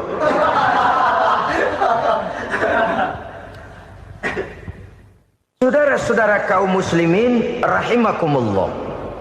Jadi dengan demikian, agama yang kita akui merupakan unsur mutlak di dalam pembangunan sekarang ini, merupakan bagian dari kehidupan yang menuntun kita bahwa di balik alam nyata ini, di balik alam syahadah ini ada alam gaib. Dan mudabbir, murabbi, yang mengatur, yang menguasai, yang memelihara baik dia alam nyata, baik dia alam gaib, tidak lain adalah Allah Subhanahu wa ta'ala. Di sana ada satu super power, satu maha kekuatan yang kita perlu bersandar kepadanya. Sebagai makhluk nyata yang hidup di alam nyata, berbuatlah secara nyata sebagaimana harusnya kita berbuat. Karena Islam jelas bukan agamanya orang pemalas. Islam jelas bukan agamanya orang yang mengajarkan setelah selesai sholat boleh duduk, nggelenggem ayam-ayam, ndelohom, menghitung bintang di langit sambil menunggu keajaiban. Tidak. Islam adalah agama yang mengajarkan apabila sholat sudah selesai kamu kerjakan, bertebaranlah di permukaan bumi, cari karunia Tuhanmu. Jangan hidup berpangku tangan menunggu keajaiban. Karena hidup bukan undian. Jangan berharap untung besar tanpa mau peras keringat. Tapi di sebalik itu toh kita juga harus yakin bahwa di sisi usaha nyata yang kita lakukan ada satu super power, satu maha kekuatan gaib yang menentukan berhasil dan tidaknya usaha kita. Kepercayaan kepada hal semacam inilah yang mendorong kita untuk mempunyai sandaran vertikal, agar jikalau usaha ini berhasil, kita tidak lupa diri dan lupa daratan. Jikalau usaha ini gagal, kita tidak putus asa dan buruk sangka, tidak cupik pandangan dan sempit hati, tapi mampu melihat persoalan dengan kacamata putih sambil husnuzon kepada Allah Subhanahu wa ta'ala. Kita percaya malaikat itu ada.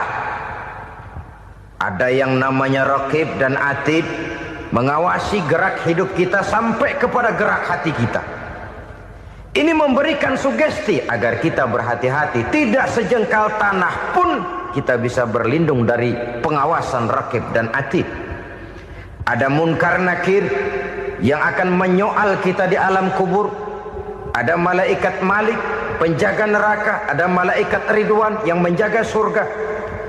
Kita percaya kepada adanya jin, kita percaya kepada adanya setan, iblis. Percaya kepada adanya, bukan mempercayai si setan, si iblis lalu menjadikannya sebagai teman. Tidak.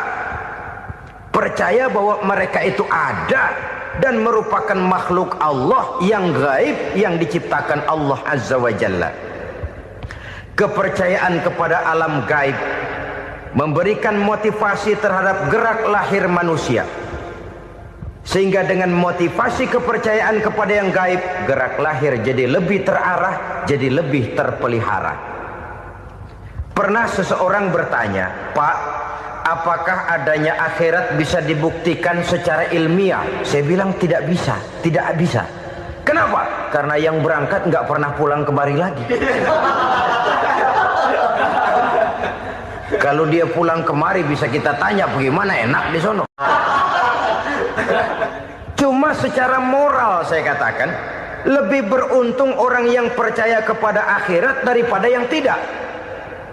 Sekarang saudara percaya akhirat ada, lalu saudara baik-baik di dunia, sholat, puasa, zakat, menolong orang lain, menebarkan kebajikan. Saudara mati, andai kata akhirat tidak ada, toh dalam hidup saudara sudah berbuat baik. Paling tidak nama saudara akan dikenang sebagai orang baik.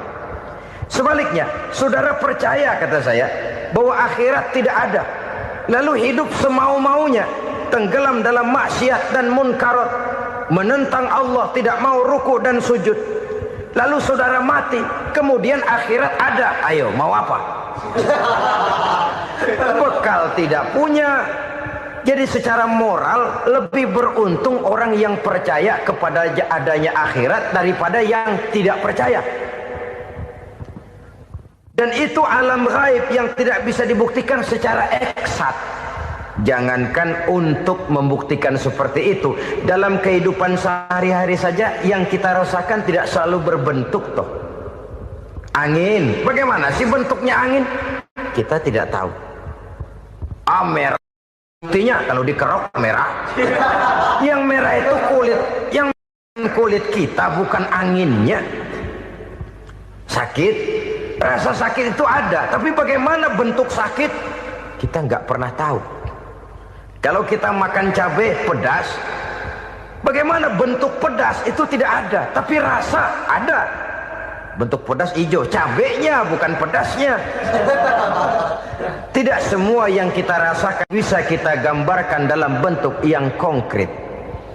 Oleh karena itu, sekali lagi bahwa kepercayaan kepada alam yang gaib mampu memberikan satu sugesti yang menata kehidupan seseorang lebih lurus, lebih terarah, dan lebih terkendali. Maka wajar kalau kepercayaan kepada yang gaib mengantarkan seseorang untuk meraih kemenangan. Kenapa? Dia percaya kepada yang gaib, bahwa akhirat ada, bahwa alam kubur ada, bahwa pertanggungan jawab itu ada. Maka dia lalu tidak hidup saenae udele dewe, itu loh. Tidak hidup menurut seleranya sendiri, terarah, teratur. Ini cirinya yang pertama. Orang bertakwa yang akan meraih kemenangan, mereka beriman, mereka percaya kepada yang gaib. Bahkan hal-hal konkret saja selalu berangkat dari yang gaib. Saudara-saudara, para remaja, para pemuda sekarang ini tidak pernah tahu toh siapa yang akan jadi teman hidup saudara. Kita bisa saja ngerancang, mentargetkan, tapi toh akhirnya yang namanya jodoh bukan kekuasaan kita. Rezeki di luar kemampuan kita. Begitu juga ajal. Maut, jodoh, ajal adalah contoh-contoh konkret bahwa pada akhirnya yang gaiblah yang menentukan. Bertahun-tahun ngelancong, emang jodoh seret, nggak jadi.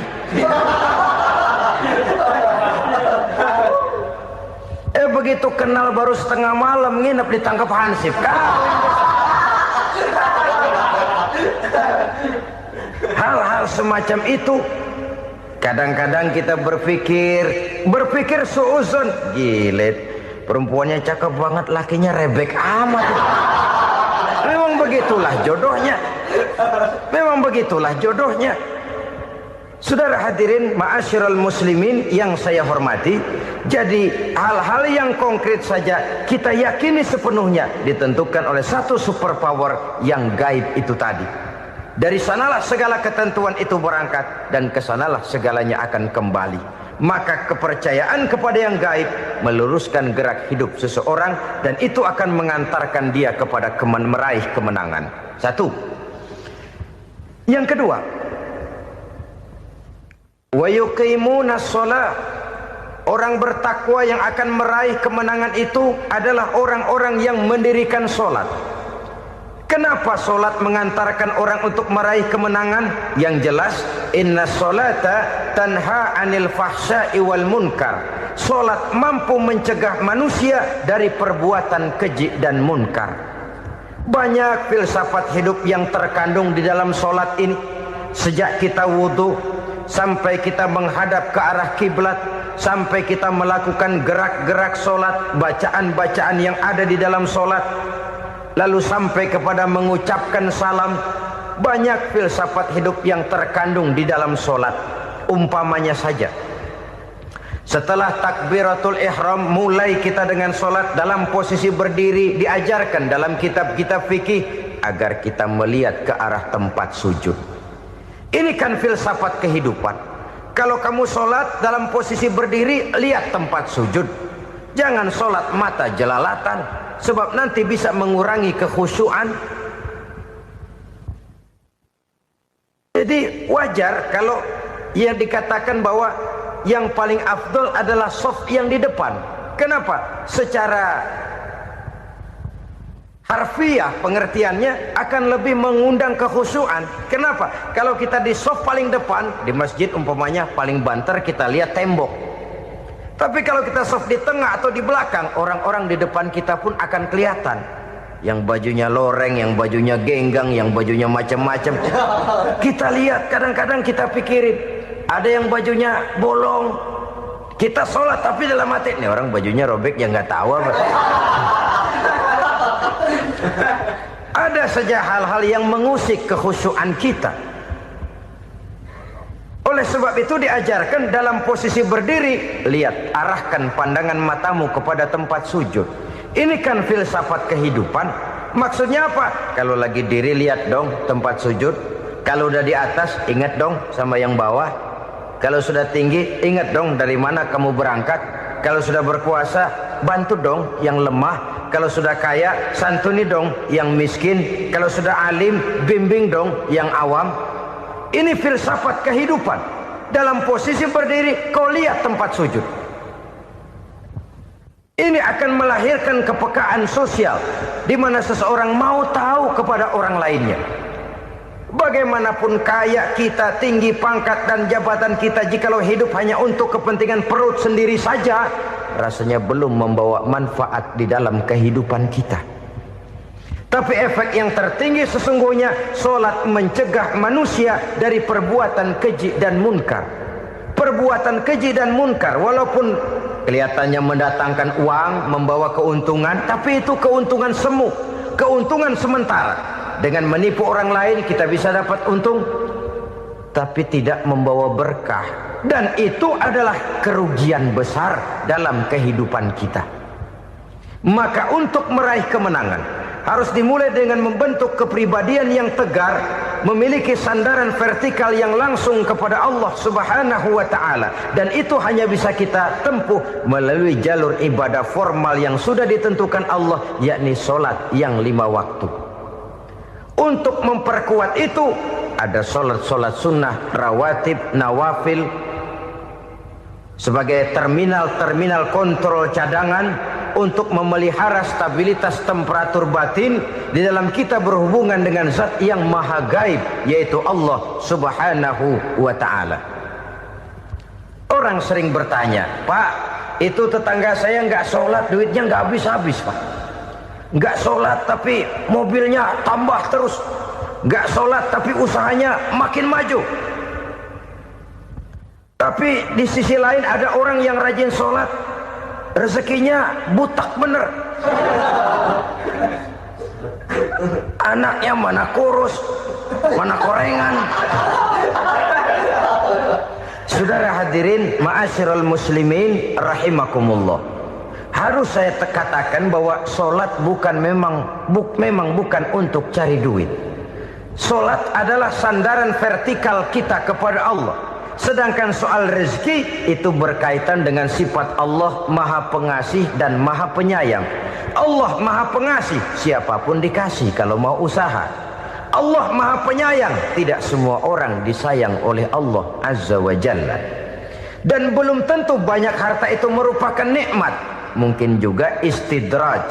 Artinya istidraj itu dikasih tapi diambulin, kalau bahasa Betawinya itu. Dikasih tapi diambulin, itu bukan merupakan nikmat sesungguhnya, lebih merupakan azab dari Allah Subhanahu wa ta'ala.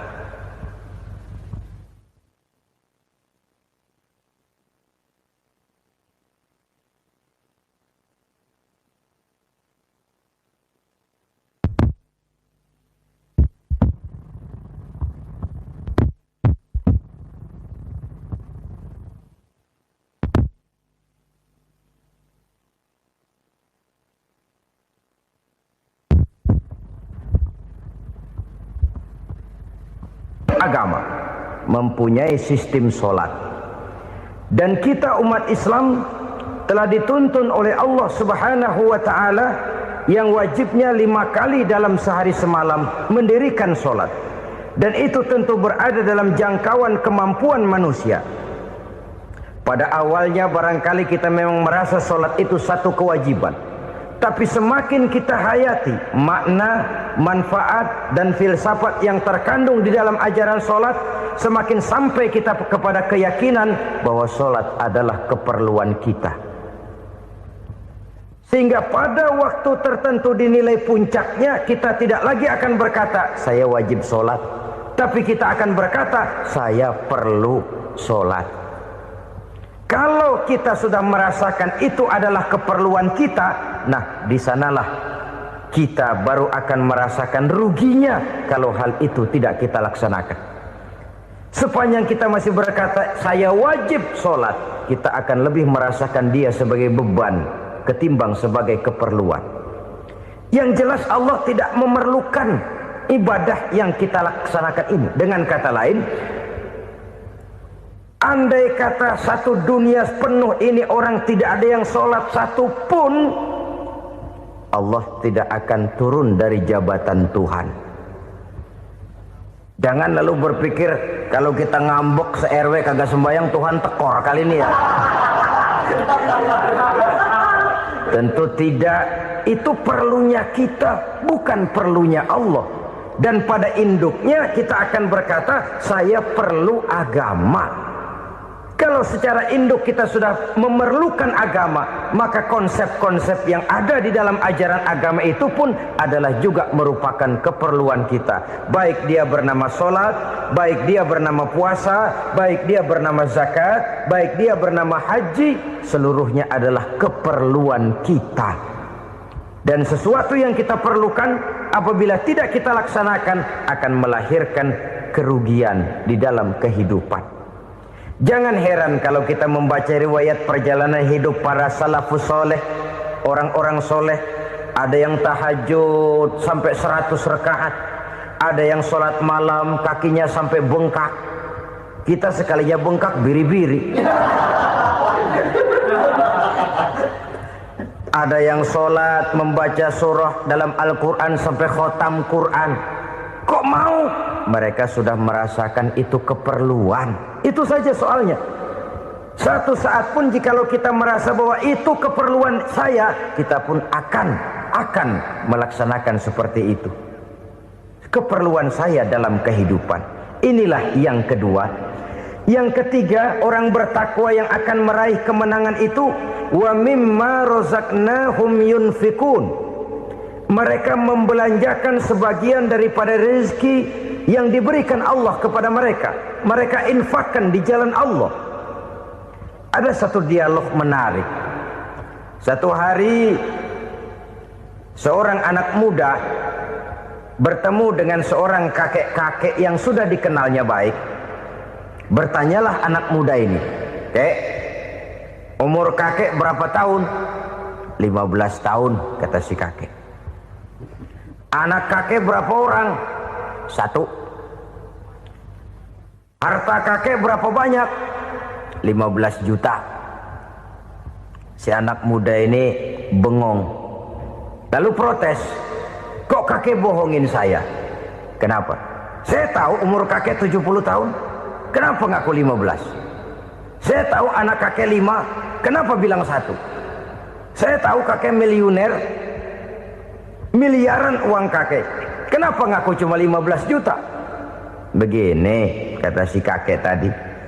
Benar, umur saya 70 tahun.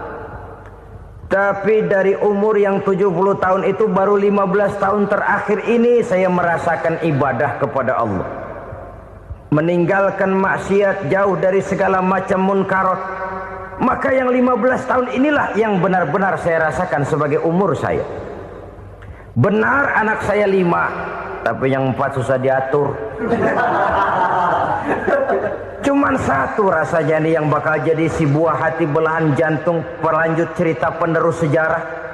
Cuma 1 ini yang saya harapkan, yang akan jadi anak soleh, yang akan membuat saya menerima pensiunan pahala. Kalau yang 4 apek dah, nggak ada harapan. Yang satu nyekek botol melulu. Oh begitu. Iya. Lalu kenapa kakek bilang harta kakek cuma 15 juta padahal saya tahu kakek uangnya miliaran, depositonya banyak? Ya karena 15 juta itulah yang saya ingat yang pernah saya belanjakan di jalan Allah. Saya merasa itulah harta saya yang sebenarnya. Yang miliaran yang saya simpan di bank kelak kalau satu saat saya mati akan jadi rebutan di antara anak-anak saya. Ya kalau anak saya soleh kayak yang satu ini. Kalau yang 4 tadi udah tulen dia bakal berantem dah berebut tuh. Jadi 15 juta yang saya belanjakan di jalan Allah inilah yang saya merasakan benar-benar harta saya yang sesungguhnya.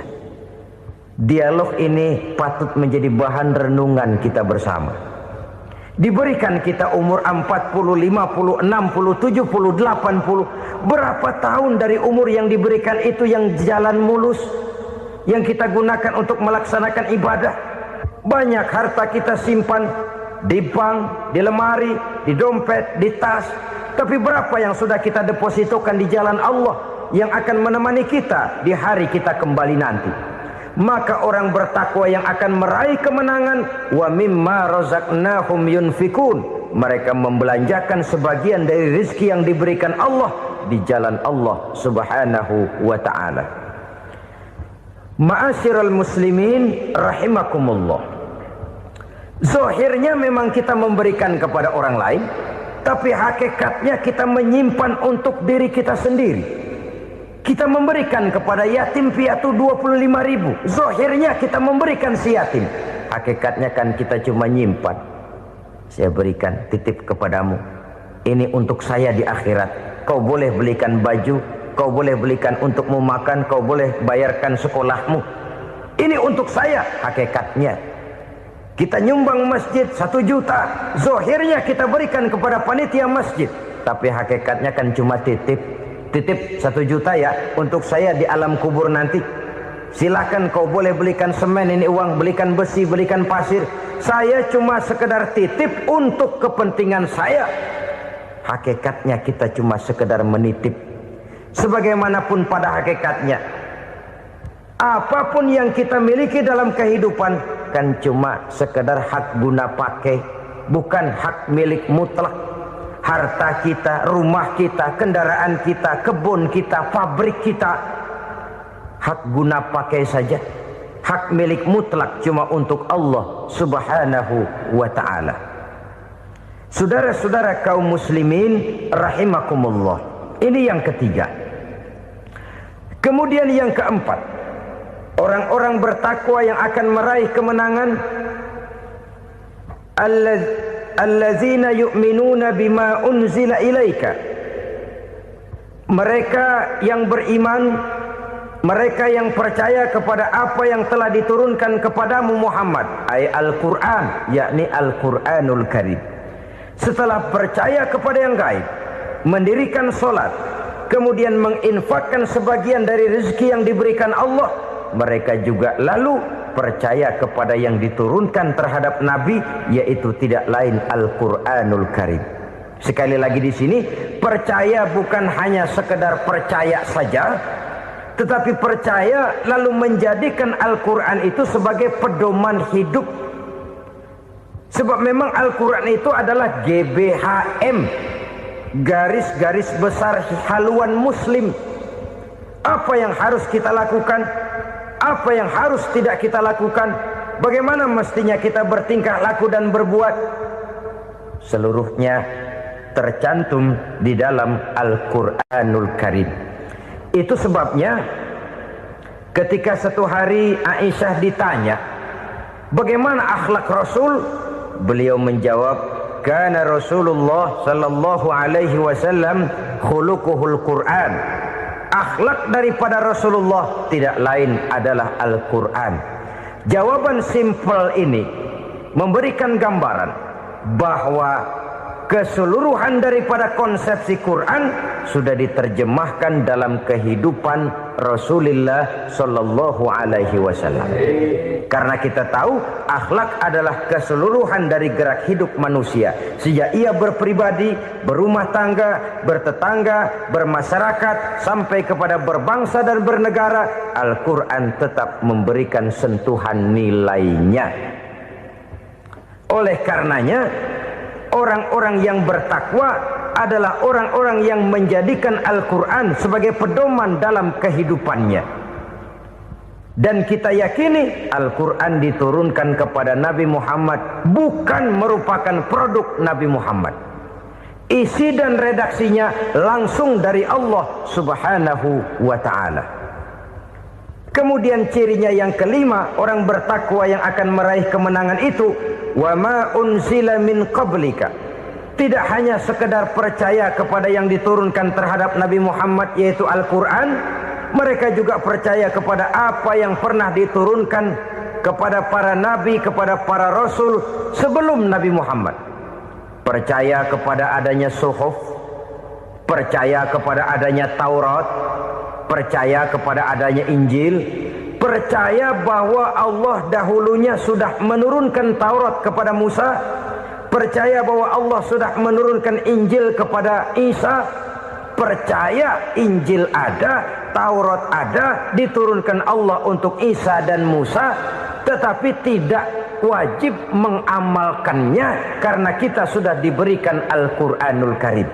Ini yang perlu saya garis bawahi. Kita percaya Allah telah menurunkan Injil dahulu kepada Isa. Kita percaya bahwa Allah telah menurunkan Taurat dahulunya kepada Nabi Musa. Kadang-kadang ini dijadikan dalih, dikacaukan pengertiannya. Quran saja mengajarkan bahwa orang yang bertakwa harus percaya kepada Injil, maka pakailah Injil. Apalagi kalau ayat sebelumnya ditilap, dihapus, dihilangkan, Injilnya yang ditekankan, maka akan terjadilah penekanan yang salah arah. Karena salah arah akhirnya bisa merusak dan menghancurkan akidah. Ketika Rasul suatu saat pernah ditanya orang, "Ya Rasul, bagaimana sikap kita sebagai muslim terhadap Injil yang ada sekarang?" Beliau menjawab, "La tukadzibuhu jami'an wa la tusaddiquhu jami'an." Jangan didustakan seluruhnya, jangan juga dibenarkan semuanya. Artinya, ini sudah merupakan gambaran dari Rasul bahwa dalam Injil yang ada sekarang masih ada ajaran-ajaran tauhid yang dibawa oleh Nabi Isa dan diajarkan kepada umatnya. Tapi juga dalam Injil yang sekarang ini sudah terkena intervensi dan investasi manusiawi. Karena itu Rasul menyimpulkan, la tukadzibuhu jami'an wa la tusaddiquhu jami'an. Jangan didustakan semua, jangan dibenarkan seluruhnya. Kita memang percaya Allah telah menurunkan Injil kepada Nabi Isa dulu, tapi kita tidak wajib mengamalkan Injil. Kita percaya Allah telah menurunkan Taurat kepada Nabi Musa, tapi kita tidak wajib mengamalkan kitab ajaran Taurat.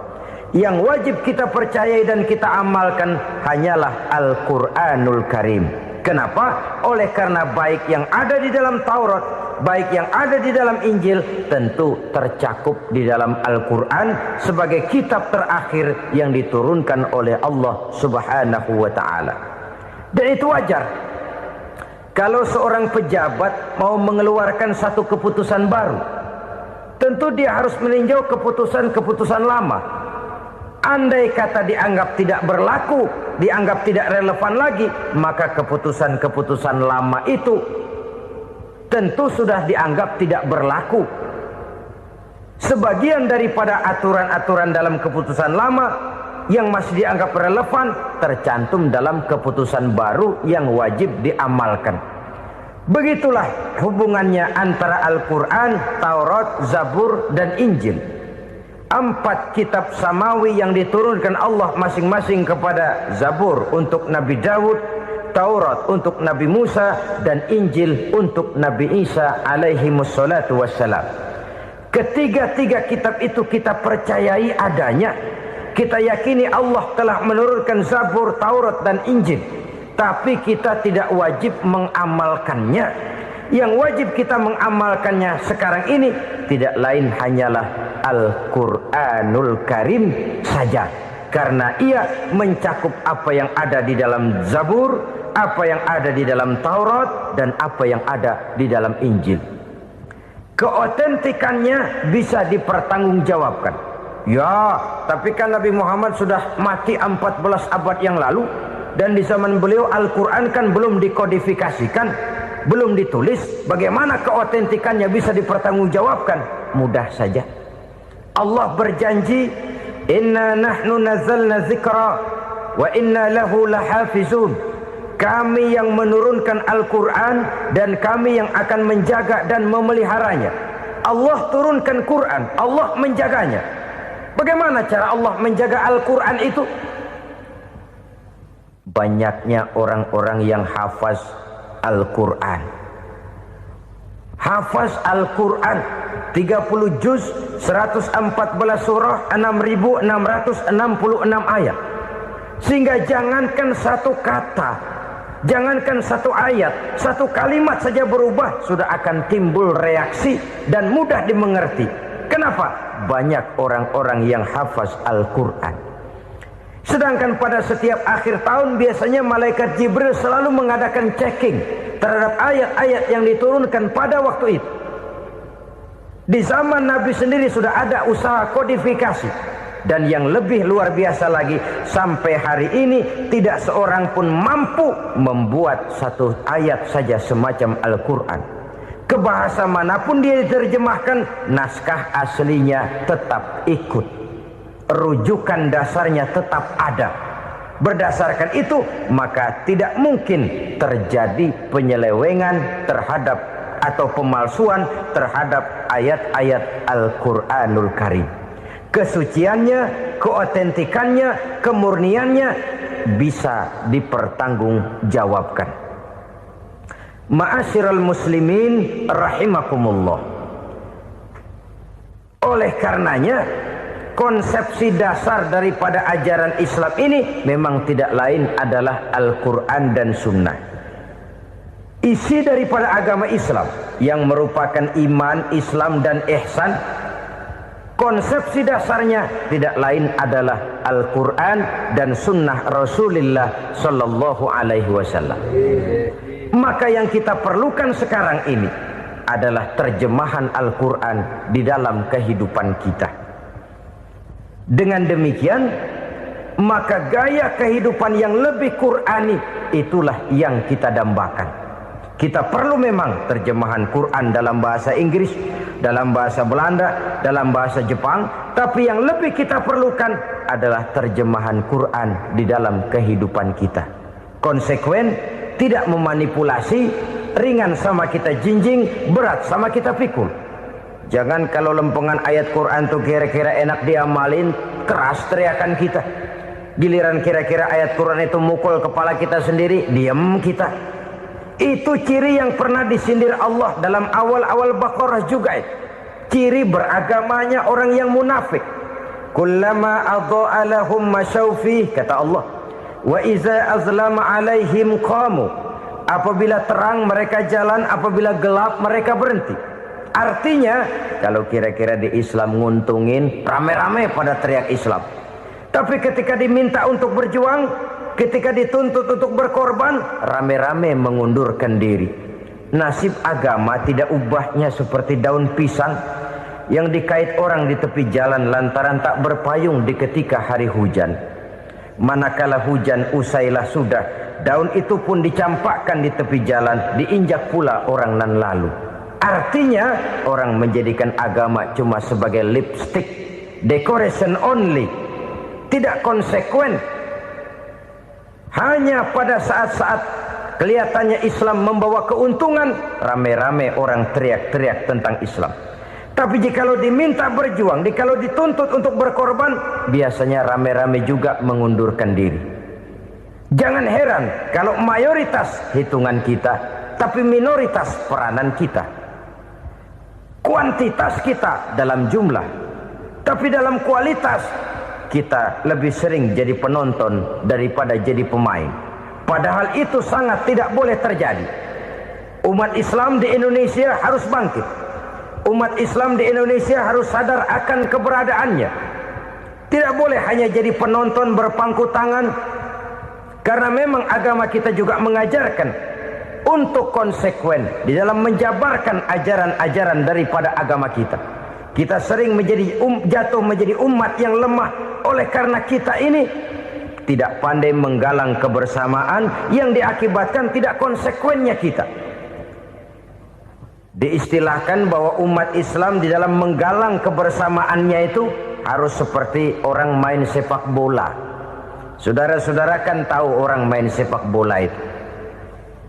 Orang main sepak bola, kalau pertandingan belum dimulai sih silakan saja kumpul di luar lapangan, atur strategi yang baik. Tapi kalau pertandingan sudah dimulai, turun ke lapangan hijau, jangan kumpul terus. Ada sepak bola gotong royong, mundur-mundur rame-rame, depan ke depan kumpul melulu mainnya. Kalah. Orang main sepak bola itu ya harus ada penyerang tengah, harus ada penjaga gawang, harus ada strikernya, harus ada kiri luarnya, kanan dalamnya yang jadi backnya. Posisi boleh bermacam-macam, tapi yang penting saling ngoper untuk menggolkan gawang lawan.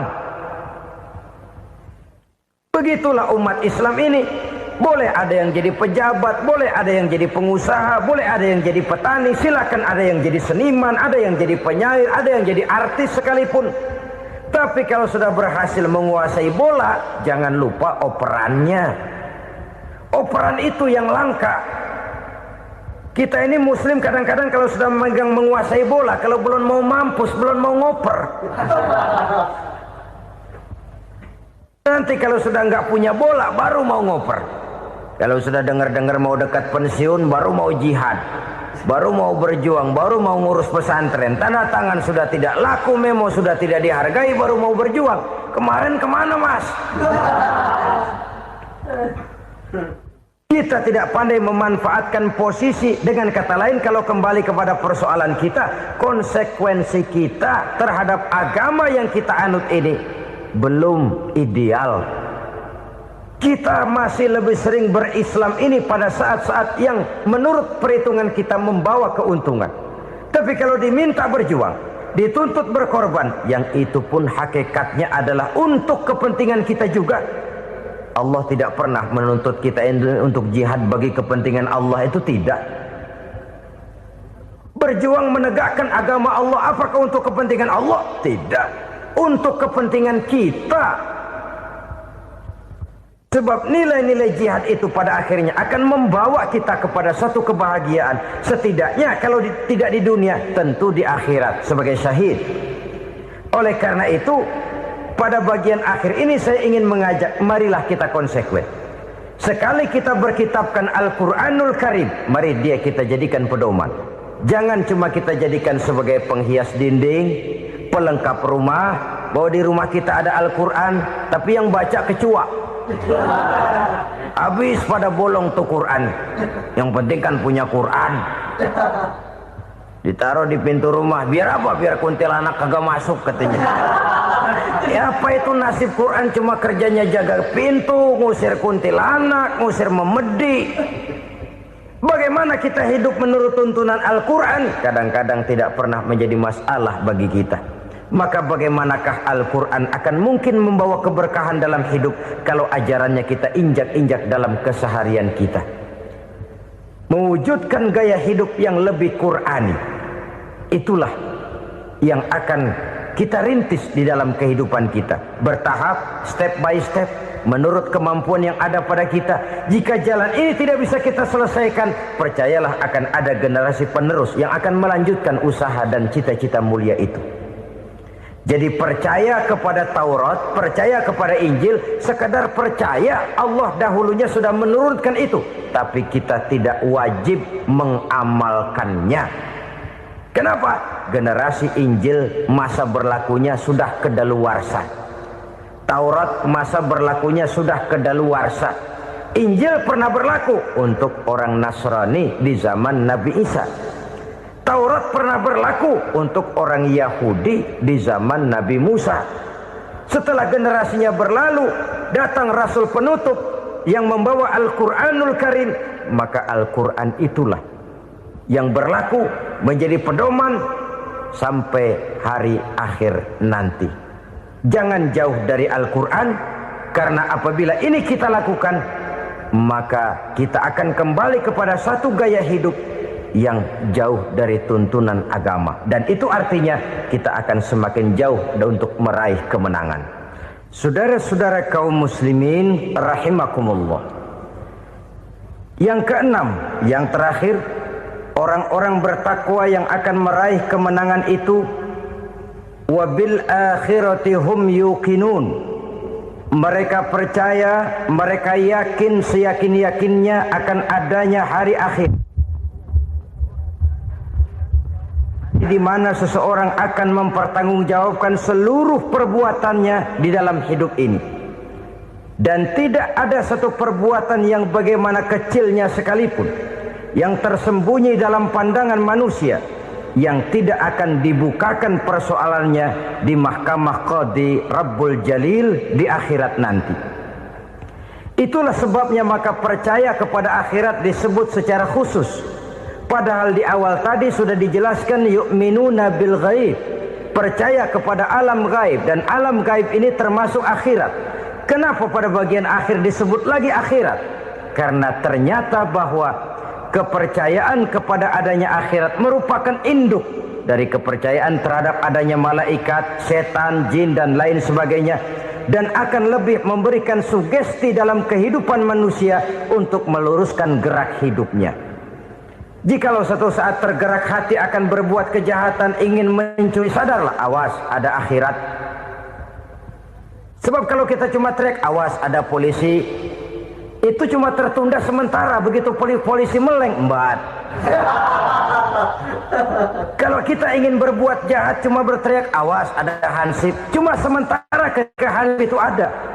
Tapi kalau ceritanya awas ada akhirat, mau menyeleweng awas ada akhirat, mau berjudi awas ada akhirat, mau mencuri awas ada akhirat.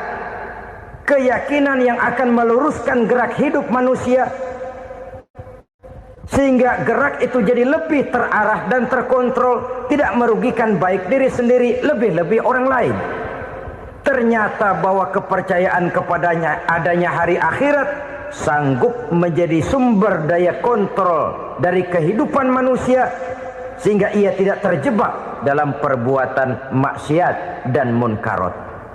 Saudara-saudara kaum muslimin, inilah saja yang kita bicarakan pada pertemuan kali ini. Semoga Allah subhanahu wa ta'ala memberikan kekuatan zahir dan batin kepada kita untuk dapat meraih kemenangan dengan beriman kepada yang gaib, mendirikan solat, membelanjakan sebagian dari rezeki yang diberikan Allah, percaya kepada Al-Quran, beriman kepada kitab-kitab yang diturunkan sebelum Al-Quran, lalu